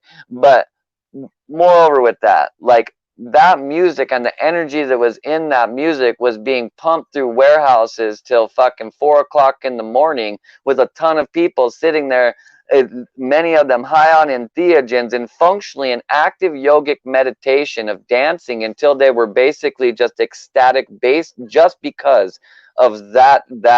Right? That alone would have them in a position of ecstasis. Then they're on drugs. Then they got the sounds. Then they got the light. Then they got everybody around. Then they have shared thoughts going. They have all the stuff in the same place. And the fucking vibe inside of these places at the right time, the ones that fucking they weren't heavily publicized everywhere, but fucking 700 people showed up anyways, and the DJs knew everybody in the crowd, and everybody in the crowd knew all the DJs, and it was like a fucking family vibe with all the things. Oh my gosh. And like spectacular. Wow. Oh, so my personal belief, there's got to be thousands and thousands and thousands of people on the planet who their consciousness was awakened simply because of the rave culture and the experience of going to a single good rave. You would never fucking forget it. There is no way. It's even every single one of them. There's something special in themselves. There's like just a feeling that they give you. You talk all the time, Aaron, about how like you can't like feel a feeling you haven't felt before. These give you a feeling that you didn't fucking know existed. Like you're there and you're like, what is going on right now? Dude, okay, no drugs at all. Like 2017, I think 2017.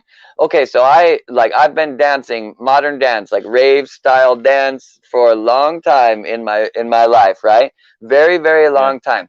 But I was like, I got all conscious about it, and for a whole lot of reasons. Zach's personal journey of healing from all the things he fucked himself up by doing, right? Like healing myself from myself, right? So through the process of that, I had basically like repressed a lot of things. Many of them are actually still repressed. Some of them are coming out much more right in front of your eyes by way of this podcast that you should like and subscribe to and tune into every night, because another one was marketing, and I'm good at that now. You got to like and subscribe to this. You also should donate to the podcast, because then it will get better and we will change the world, and you will have been first to market on that, and you can be part of the community, and you can know us and hang out and come on here and be famous, and everybody can be happy and expand themselves, and it'll be great. Back to my story. Raves, like it was so great, right? So there's no way that these situations didn't cause that emergence, just because of the simple ability for it to create this, like, okay, the first time I was ever at a rave and everything clicked in one moment, I was just so unbelievably high on drugs. And then all of a sudden, in the middle of a gigantic crowd, I wasn't. I was completely sober for a moment, and I looked around and I went, this is just as fucking cool even without that. Like this feeling right here, this is a real feeling. It's not the drugs. It's not the anything. This is what this fucking feels like. That moment, if that moment happens to you, you're done. You're fucking done. It's love. It's actual love. No one gives a fuck what you're doing. They don't care what you're wearing, what you sound like, what your name is, what country you're from. You want to wear a respirator mask with like all kinds of ridiculousness all over it, some Mickey Mouse ears and some like purple monster slippers in there. Like no one gives a fuck. Everyone loves everyone inside this field of sound, and that is being carried right over it by great DJs who love exactly what they're doing. They're in their moment of ecstasis too, and they're producing that vibration out over everybody. It's a magical experience, and if everything goes right, like people helping me out and donating to this channel and continuing to create great content here, I will be creating a location that creates this experience that we bring people to and immerse them into, so that we can have an emergent culture of consciousness that literally actually brings this planet somewhere else. Lots of motherfuckers like to sit around and talk a lot of game. You ain't looking at one of them right here. I dedicated my life to this, and the rest of it's going there too. So we're going to do this, but that moment, that is a life-changing moment. That happened inside of hip-hop. That happened standing at Woodstock. You can see pictures of some people. They're sitting there. They're hugged in some shit covered in fucking mud 2 days into that shit. And they're in that moment. And they know in that moment it ain't the fucking drugs, man. It's not the drugs. It's us. It's this community. It's this permeating field of love that's going through the ether, even though our science currently doesn't think it exists. We can prove it about a million ways. This is one of them. Anyways, so this ether that's permeating that type of vibration, anything is possible. Anything is possible inside of that vibration. I've seen the impossible in all types of different directions, and that has emerged many times before, and it is emerging again now. That wave has gotten bigger because that's tapping back into novelty wave. The novelty wave isn't gone, boys. We did something with it, and it's still working. It's alive and well, and it's back and strong. And it's coming. If you look into that, you will see that it was much bigger at the beginning of it. And the beginning is the end of the beginning is the end of the beginning is of the end. It's always the same place.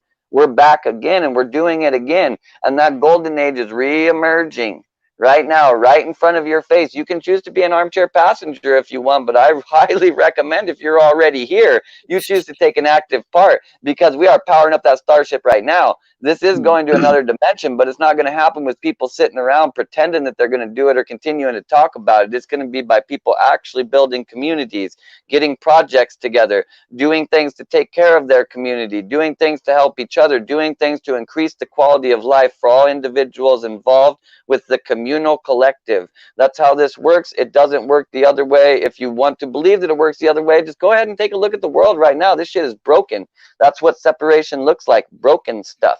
So that's an enormous soapbox, but raving, you missed out, man. If you were not raised in the late 1990s, early 2000s, you missed out, man. You did. And if anybody ever watches this podcast and they know that, they're probably crying right now because they remember that shit. But that shit is coming back, because that emotion and everything that all those people were working for are all the same things that everybody inside of hip hop was working for, that everybody inside of fucking, you know, the hippie movement was working for, that was everybody that inside of shit. Like the Black Panthers were an emergence of this. If you think that they were some type of militant culture that wasn't doing the exact same thing, you've succumbed to the conditioning, my friends. That's not what they were at all. They were the exact same thing. The Greek Pythagorean schools, same thing. The Essenes, same thing. Indus Valley, every single time that this has happened, it's the same thing, and it's happening again right in front of our eyes. We can choose to see that, or we can choose to see something else, and as byproduct of what we now know inside of the CIA as looking glass technology, the way you choose to look is the way that you will go. I highly suggest you get control of your consciousness and look the right direction. Well said. Hallelujah. Bro, I cannot tell you how much I appreciate. The more we do this show, the more I get to just sit back and let you be me, and you get to sit back and let me be you. And like, there's total coherence in so many ways. Like, I'm learning coherence with you in ways that I am so grateful for. Quick business plug, marketing again. If you want to learn how to cohere in your relationships or with your life, or really figure anything out with your life, feel free to reach out to me. I need money. I give all my time to trying to expand consciousness, and most people say, oh, you're so good for what you do. I need money. I also have to go and work jobs so that I can feed myself and shit. I can make your life better through tools that I've learned in my life. You will have to do all of the work, but I will lay it out in a nice procedural generation right in front of you. You simply do it, your life gets better. It's gotten millions of results. You want to see them? ISN.com, check the testimonials. That's like a smattering of what would be thousands if I really wanted to spam you with them. But like, this is a machine, guys. It's not hard. We need to do it the right way. It's doing a certain thing right now. We do a certain thing when it does a thing, and then things happen, and this is how it works. in this dimension. That's how it goes. So, dude, if anyways, it resonates with you, if it's a system that seems to work, it costs money, it took so many time and effort to make that system, or just to give you that time, put the money into the system to get the results you want, then continue on with your life. Like, it's just, we're in kind of a vending machine society at the time with actual money that we have to spend. So it's figuring out where to money's place fake, that. dude. Anybody who values their money massively isn't a really big thing. Realize, like, regardless of whether the starship takes off that everybody else can board on, I already went to the stars. Like, my starship goes just fine. Just fine. And anybody that wants to work with me, like you guys right here, I love both of you guys. I talk to you guys all the time. I'll happily teach you how to do anything that I can do. But, dude, I'm free. I am liberated. I liberated myself. And everybody else can be liberated too. We're just trying to collectively build a starship that can liberate everybody, because I don't believe in this whole 144,000 will be saved. Nah, dude. No, we can take everyone. Trust me on that. No doubt. That's been, I love that. My one of my philosophies was like, nobody stays behind unless they want to, because this is free will journey. Yep.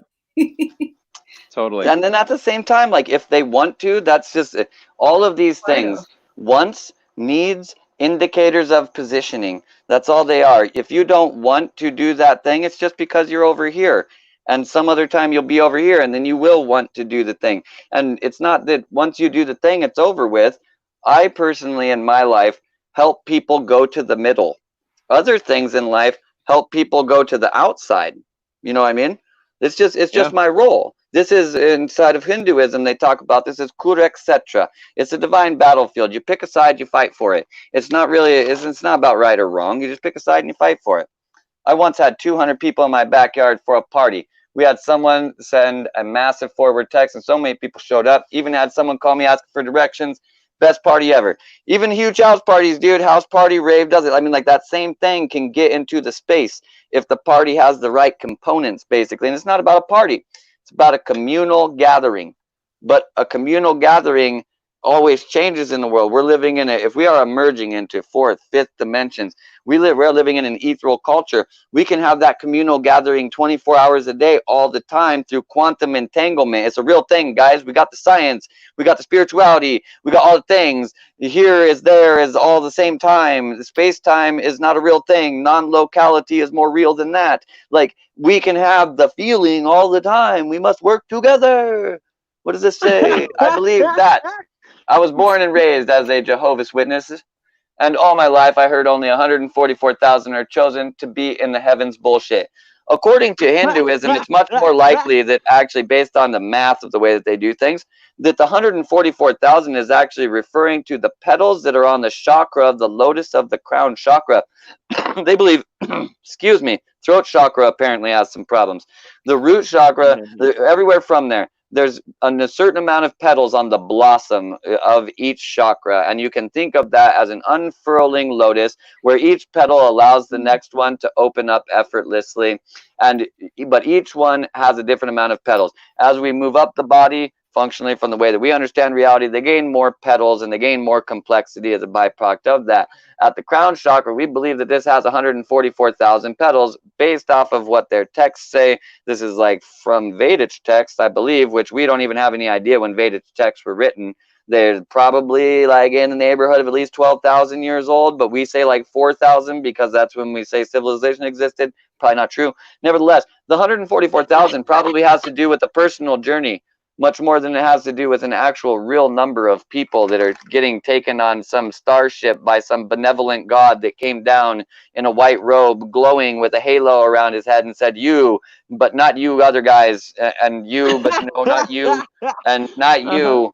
You're on the bad list. You definitely not. Why'd you even line up? You're definitely a no. You even know you're a no.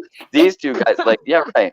It sounds like pretty, I mean, you know, when they give you a strict number, it's like I would have been as a kid. I mean, I was raised in religion as well, but at least they didn't limit a number. I would have been that kid who was, what if I'm 144,001 on the line? Right. No, it's like, what if my brother made it and I'm going to be left behind? Like, that number would have tortured me growing up. The number needs to be put into Intellectuals Anonymous and burned. Yeah.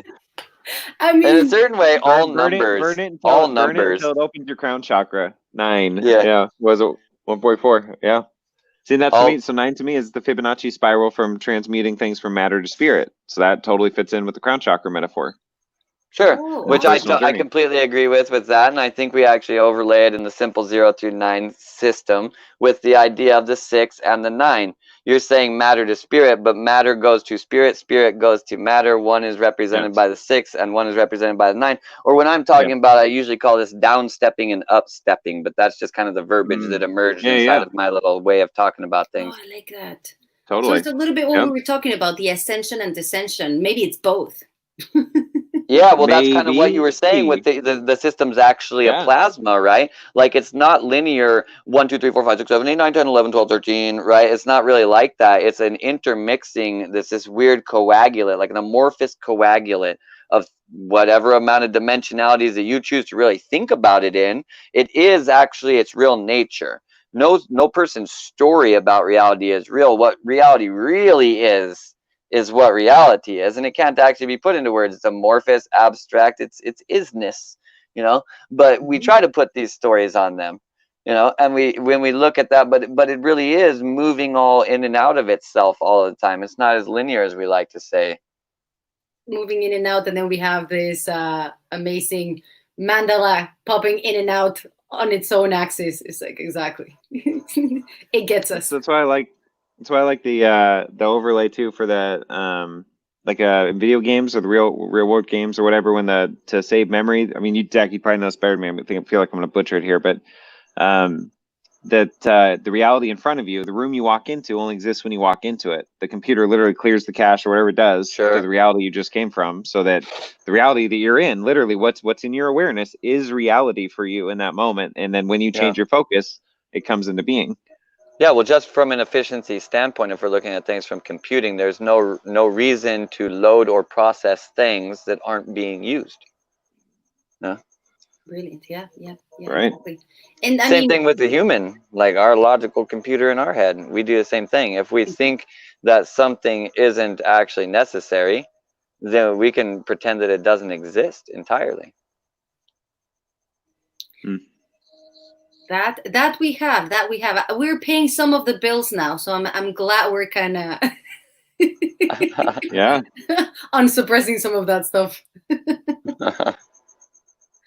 Oh yeah, but yeah, I definitely think we're coming into. Or are you about to sign out? Is that what you're saying?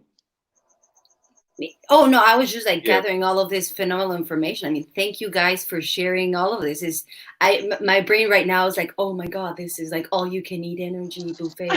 I think we're all in the same boat. All of it, like, it's just beautiful. It's cool, Zach, that you just synchronistically or whatever just came to you whenever it came to you to do it yesterday or the day before, whenever we started doing the fractals. I think that's awesome. That's self. That's just going into layers of self, but in the coherence with whoever's in the chat or on the screen. I think it's just a really cool dynamic that I think helps the conversation flow. I've actually been watching these visuals over. Yeah, I've been watching these visuals over the last couple of days, and it's been so weird how many times they've just like perfectly aligned with whatever somebody was saying. Like it was last night or the night before. Aaron, you said you were like talking about something and it was right in the middle of the flow as visuals going, and then you said, and then it opens, and the visual went like poof and opened up across the whole screen and left it black, and you like took this pause, and right when you started talking, it came back on the screen. I was like, honestly, if I was watching this and I didn't know, I might think the visuals were actually being timed to what they're talking about. Like, this is weird. It actually, it caught my eye numerous times, and I was like, okay, I'm not going to interrupt right now, but I was meaning to ask, where is this coming from? Like, is it a... It's just a YouTube video. When I get back over to my computer, I'll properly plug this great individual that has provided these. But technically, he's using a mathematical set that's very, like, open source anyways. You know, it's just a mathematical Mandelbrot function, and he's continually zooming in on the fractal and maybe changing basically the fractal set at certain points in times. But I will look for the actual channel and shit. Yeah. That one we found yesterday too. You have to make sure you get a good playlist of these. The one that yesterday, I think me and Frank kept coming back to, because it was the swirling lines that would kind of explode and come together and do their thing. Yeah. Like that one, I like that one a lot. Yeah. I want to create. I told you about the filaments of light thing that I do for entanglement the other day, Aaron. Yeah. Which is basically just making, like, you take 2 threads of light And the way that actually, because I explained it to somebody else after that, you're basically tying them into a knot, but since neither end of either thread is leashed to anything, it's impossible to tie them into a knot. And you keep on twisting those inside of each other and in like the most complex ways that you can think of. But you make basically the one of them is quote unquote you, and the other one is whatever you want to cohere with. Now this is where the fun part is, because that's whatever the fuck you can imagine. The dance. And it works. And it works. This is the fucked up part. It works. It's so simple and it works. This is awesome. Hey, keep us updated on that. I almost kind of saw it there. What update do you want? I've been doing it for years. I already got so much data. Yeah. So much data. Yeah.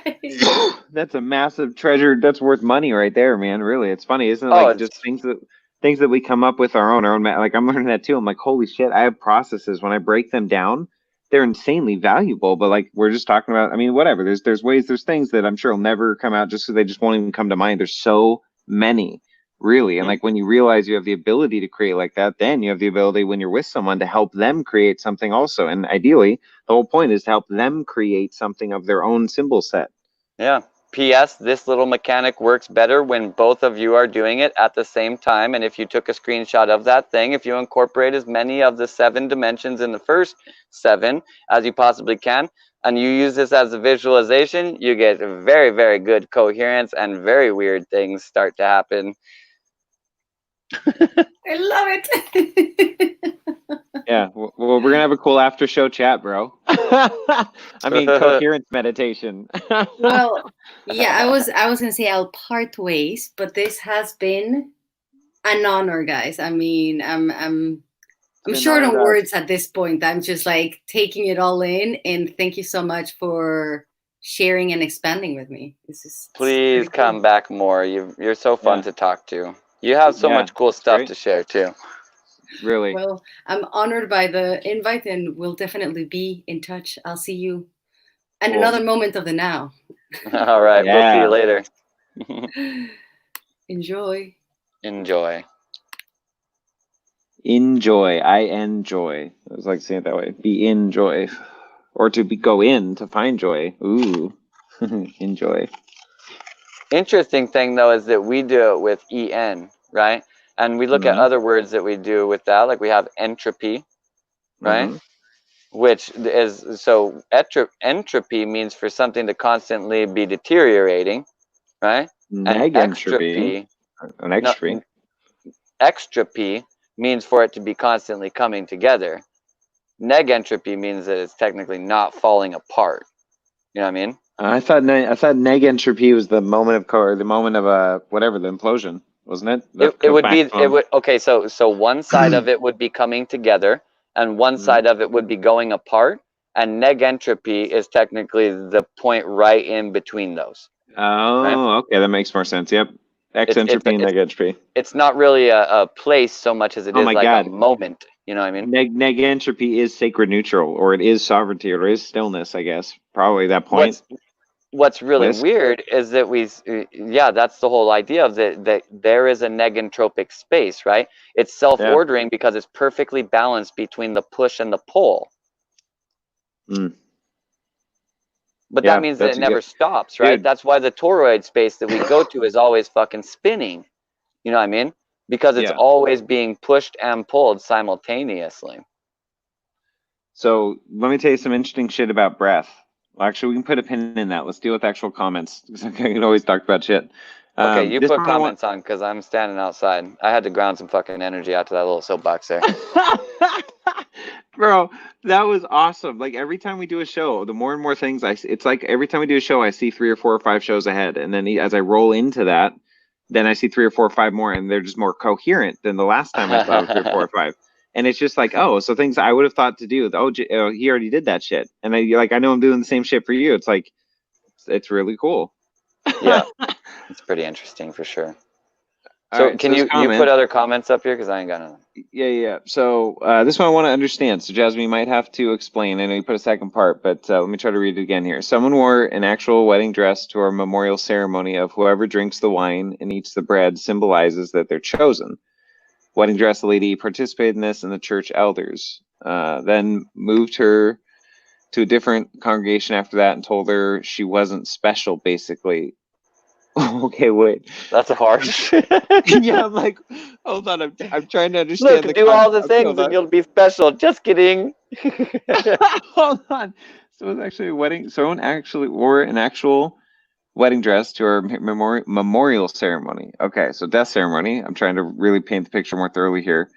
And whoever drinks the wine and eats the bread symbolizes they're chosen for what? At a memorial, they're chosen for what? To marry the dead person? I don't understand. Okay, wedding dress lady participated. Yeah, the wedding dress lady participated in this, and the church elders as well. Like church elder dude showed up. No, and the church elders, and then next message. It just got filled. Participated in this period. Okay, gotcha. Then church elders moved her to moved her to a different congregation after that and told her she wasn't special. Okay. Wait, who told them initially that they were supposed to do that? Like, why'd that chick do that? Hold on, maybe somebody else said Jasmine, like a Passover. A memorial of Jesus Christ, like a Passover. Yeah. Okay. Well, that's harsh. That's a harsh reality of religion, ladies and gentlemen. Even if you try to do all the right things, eventually they're going to tell you you aren't special because it's a trap. Oh, no. You know what's interesting is a tool we could help use for people in this. I just realized because of like using it for me, because like same thing. I just in that moment totally majorly came into coherence with the fractals on the screen. And the fact that like my logo, like, oh shit, I bought that this summer. It's literally underneath there. Like that's so cool, Zach. Like it makes my it's like I've the visions and things I've held in my even in womb space I created are actualizing in their own unique ways. So it's not like I knew it was going to be that name, but when I anchored that name into 3D reality, that's the actual letters now that have some more symbolic meaning to the imagery I saw even in the womb when I was creating quantumly into a realm that wasn't solidified yet. This brings up a very interesting question to me that I would like to get your input on. So, all right. Basically the idea of manifestation. I think people try to be like extremely precise with this, right? Like they want to manifest, say, a relationship in their life, but they've like perfectly defined this person out. You know what I mean? It seems that manifestation is significantly more effective when we leave it like kind of vague, right? Like you get the logo and you're like, I want to use this logo somewhere and just let it pop up where it pops up rather than being like, I want it to look exactly like this. Well, no, total. So, okay. Yeah. Okay. If you want. All right. Let me mute us here. So when I think about things like that, I was looking at doing logo for a while. I got some ideas, some really cool vision stuff as I was typing it out. I still have some I could do like a thumbnail image at some point. Some I'd want to do. I'd have to find it. I had to do with the seed of life and the way it worked, in a spherical manner. But then whatever, there's more to do on that. But then whatever, it didn't really manifest in the time I was working on it. It was fine. It was a good idea. It sparked ideas in me. Then that logo, I saw it on like a Facebook ad. I'll tell you one place I appreciate AI. Dude, 9 out of 10 fucking Facebook ads. I want that shit, man. I buy a lot of that shit. Yeah, the ads are doing well. The AI is doing really well on deciding what you want to buy. There's no doubt about that. Man. That's just fine with me. Because I'm like, shit, I really would have like, here's the interesting part, right? I was literally thinking about, I need to start looking into a product like this, a loose framework, right? That came into my awareness. Facebook AI somehow tuned in. I get it based on search algorithms, but it's very interesting. It's literally something kind of to me, even like I have to back engineer how AI picked up on that. And some parts I haven't kind of connected the dots yet because I feel like there's things they definitely shouldn't know, not based on my history, even recording my phone. I get it, but I got a lot of internal worlds going on.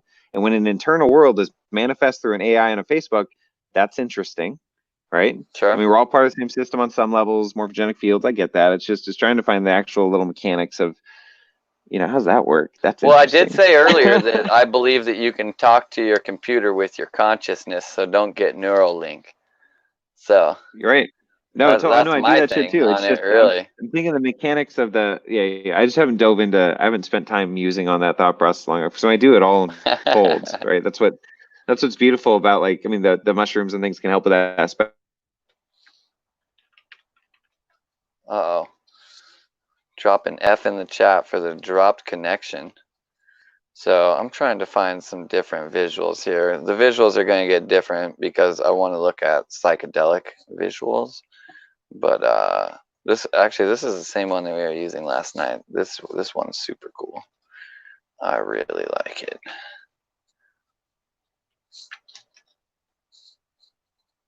Yeah. Anyways, surely Aaron will get his stuff fixed here eventually. So that's pretty rough. They tell her that she's just not part of this chosen thing. I don't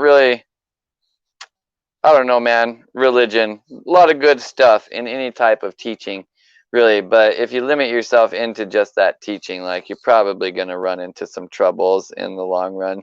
Unless that teaching is your own, I find. So whatever one you think is supposed to work for you is the one that's going to work for you to the dimensionality that it's supposed to work. But when you buy into somebody else's, ain't so good.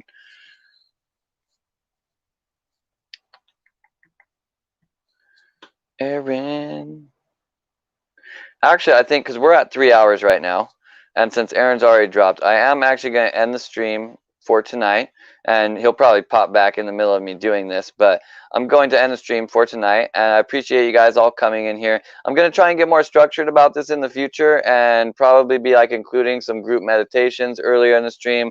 Let me know in the chat if you would like to do like group meditations and stuff inside of here. I think group meditations are really cool for coming into coherence as a community, and for working on creating metaphysical objects and seeing what that can do in reality, and just for like healing ourselves and all kinds of stuff. So let me know in the chat or in the comments if you watch this later and you actually got all the way to the end of it, if you would like to do more group meditations like that. We are going to be doing stuff every Sunday, connecting with various different star systems and then leading a group guided meditation in that, and then kind of musing on basically whatever kind of comes through, attempting to basically channel that kind of information and see what kind of connections that we can make out of that. And we would really encourage all of you to join us. All of the social information is in all of the description below. And we would really appreciate it if you like this video, subscribe to this video, and introduce our podcast to anybody that you think would also like it. And we would be more than happy to have any of you on the show at any time that you would like to come on here. You don't have to come on video chat if you're not comfortable with that. You can just come on as a voice call. As you can see, I can just turn my video off here, and it's completely fine. The avatar that's set in there does not even have to be actually your face. You can set that to anything that you want, upload it right from your computer when you're logging in, and when you log in, you come into like a backstage, and we can then put you into the show after you've gotten everything ready. And if you want to make sure you don't have any technical difficulties, you can get together with me before you ever come on here, and I'm happy to go through those things and get that set up with you. We got Aaron back here. Aaron, I was going to sign this off for the night, but thought I'd bring you back in here if there's anything that you want to say to our wonderful viewers and anybody watching this in a replay before we go. Yeah, I was following you on my phone's having hotspot issues, but I was listening on my phone. So, yeah, everything Zach said, and just in a different way, man. I think we very much more and more finding we have the same heart. We just have our avatars have had different experiences in this world, but the more we come together, there's a tremendous amount of similarities. We really care about people. The conversation we had today, I was almost crying at certain parts of it, also just because we're having the conversation and being able to have dialogue with someone. Have you ever talked with her before? Did you know her before this? Oh yeah, I have talked to her before this. Yeah. Ah, you have. Okay, I was like, oh, it's someone we never talked about. What great chemistry. All right, but still, it was awesome, right? But there's somebody who is not coming on camera necessarily all the time, shared experiences that, she before, it sounds like, hadn't really been able to relate to too many people. She felt like we relate or see it in different ways, and like she brought perspectives that totally helped me think about things in a different way, and like really, man, helping people just honor their uniqueness. I'd love to have, like what we talked about, like Robert Hawley on the show. He does these group meditations that are like how would you describe them? What he does? They're awesome. I mean, it's really just kind of like, what do you call that? I don't know. I think intuitive. I put like it's all just like intuitive healing or intuitive meditation, but it's active. And it's a hip hop. He's like MC. It's intuitive MCing, man, and it's cool. There's mantras going, or there's just like he's feeling the jive, talking about the day a little bit. Like it's cool, man. Like it really helps me find this beautiful place inside of myself. And like, but anyway, I mean, just if you have some unique thing, I only know he does that, but he does that on his own. He just happens to do that in that group. But if you got some unique thing you do, or way do you connect to yourself, or you know, connect to energy, especially. I don't know how often people get to talk about their own unique ways they connect to energy and what's going on in your internal worlds, man. That's what we want to hear about. Like, there's nothing too crazy. There's nothing too weird. It's all real. Like, really. And I do not say that lightheartedly at all. So it all connects somewhere. So we hope to be a place you can just connect or help make connections. Jasmine, Willow, Jen, thank you guys so much for being here. Anybody else who was here the whole time, didn't talk through the chat or stop by for a little while. We love you. Very much. Really. This thing's all love. We really just want to create a space for everybody, including ourselves, to be able to have a real nice time with everybody and really bring about the world that we want to. Thank you for being a part of that. Thank you for coming and hanging out here or even watching the replays and stuff. Thank you for getting our message out there. Thank you for getting your message out there. And thank you for being you.